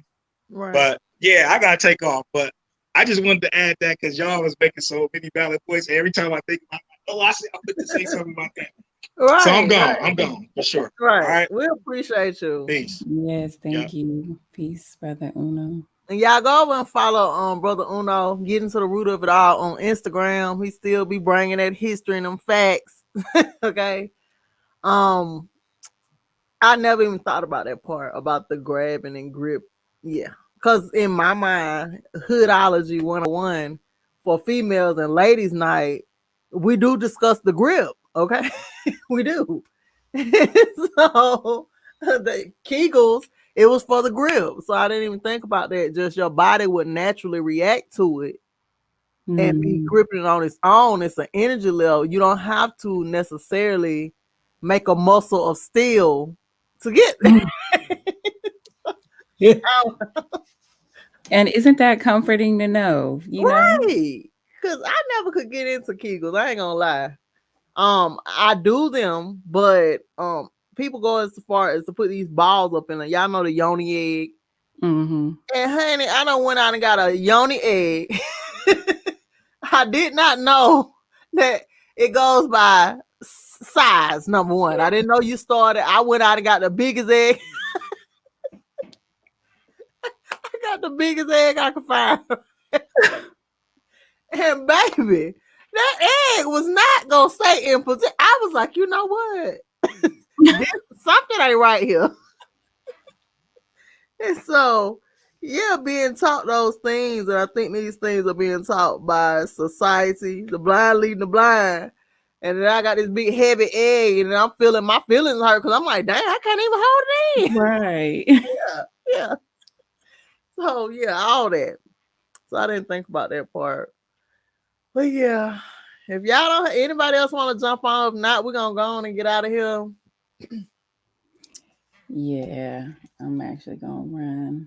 And feel free, brother. Oh no, anytime you want to jump on, nothing is like having a masculine or the male's point of view. And so that's what it is. We have started shunning the male point of view, and that is out of balance. There is no life without both. And so I don't even know how we got here, but that is welcome. It's always welcome. If you all intend on participating on a Wednesday night, please let us know. Everybody that's been participating, we appreciate you. We will be there this Wednesday. Reading, pre-reading chapter 8. Mm-hmm. The setting is a little more intimate, so you can feel open and free to share. We share. It's getting really good. We had us a good kiki last Wednesday. Yes. We And had a good so time. please feel free to reach out if you want to participate. Shout out to everybody who comes here and shows up again on Sunday. We appreciate you too. Don't forget to share, comment, and like. Mm-hmm. Even go out your way and save us to your watch later. You watch later. That'll help it boost it off, Mm-hmm. right? And you can follow me. I'm on Instagram on all social media platforms as Styles by Nina and Katie's Alchemy. All of my links will be in the description box. And take us away. Yes, yes. You can follow me on Instagram at the Abundant Sister. Um, yeah.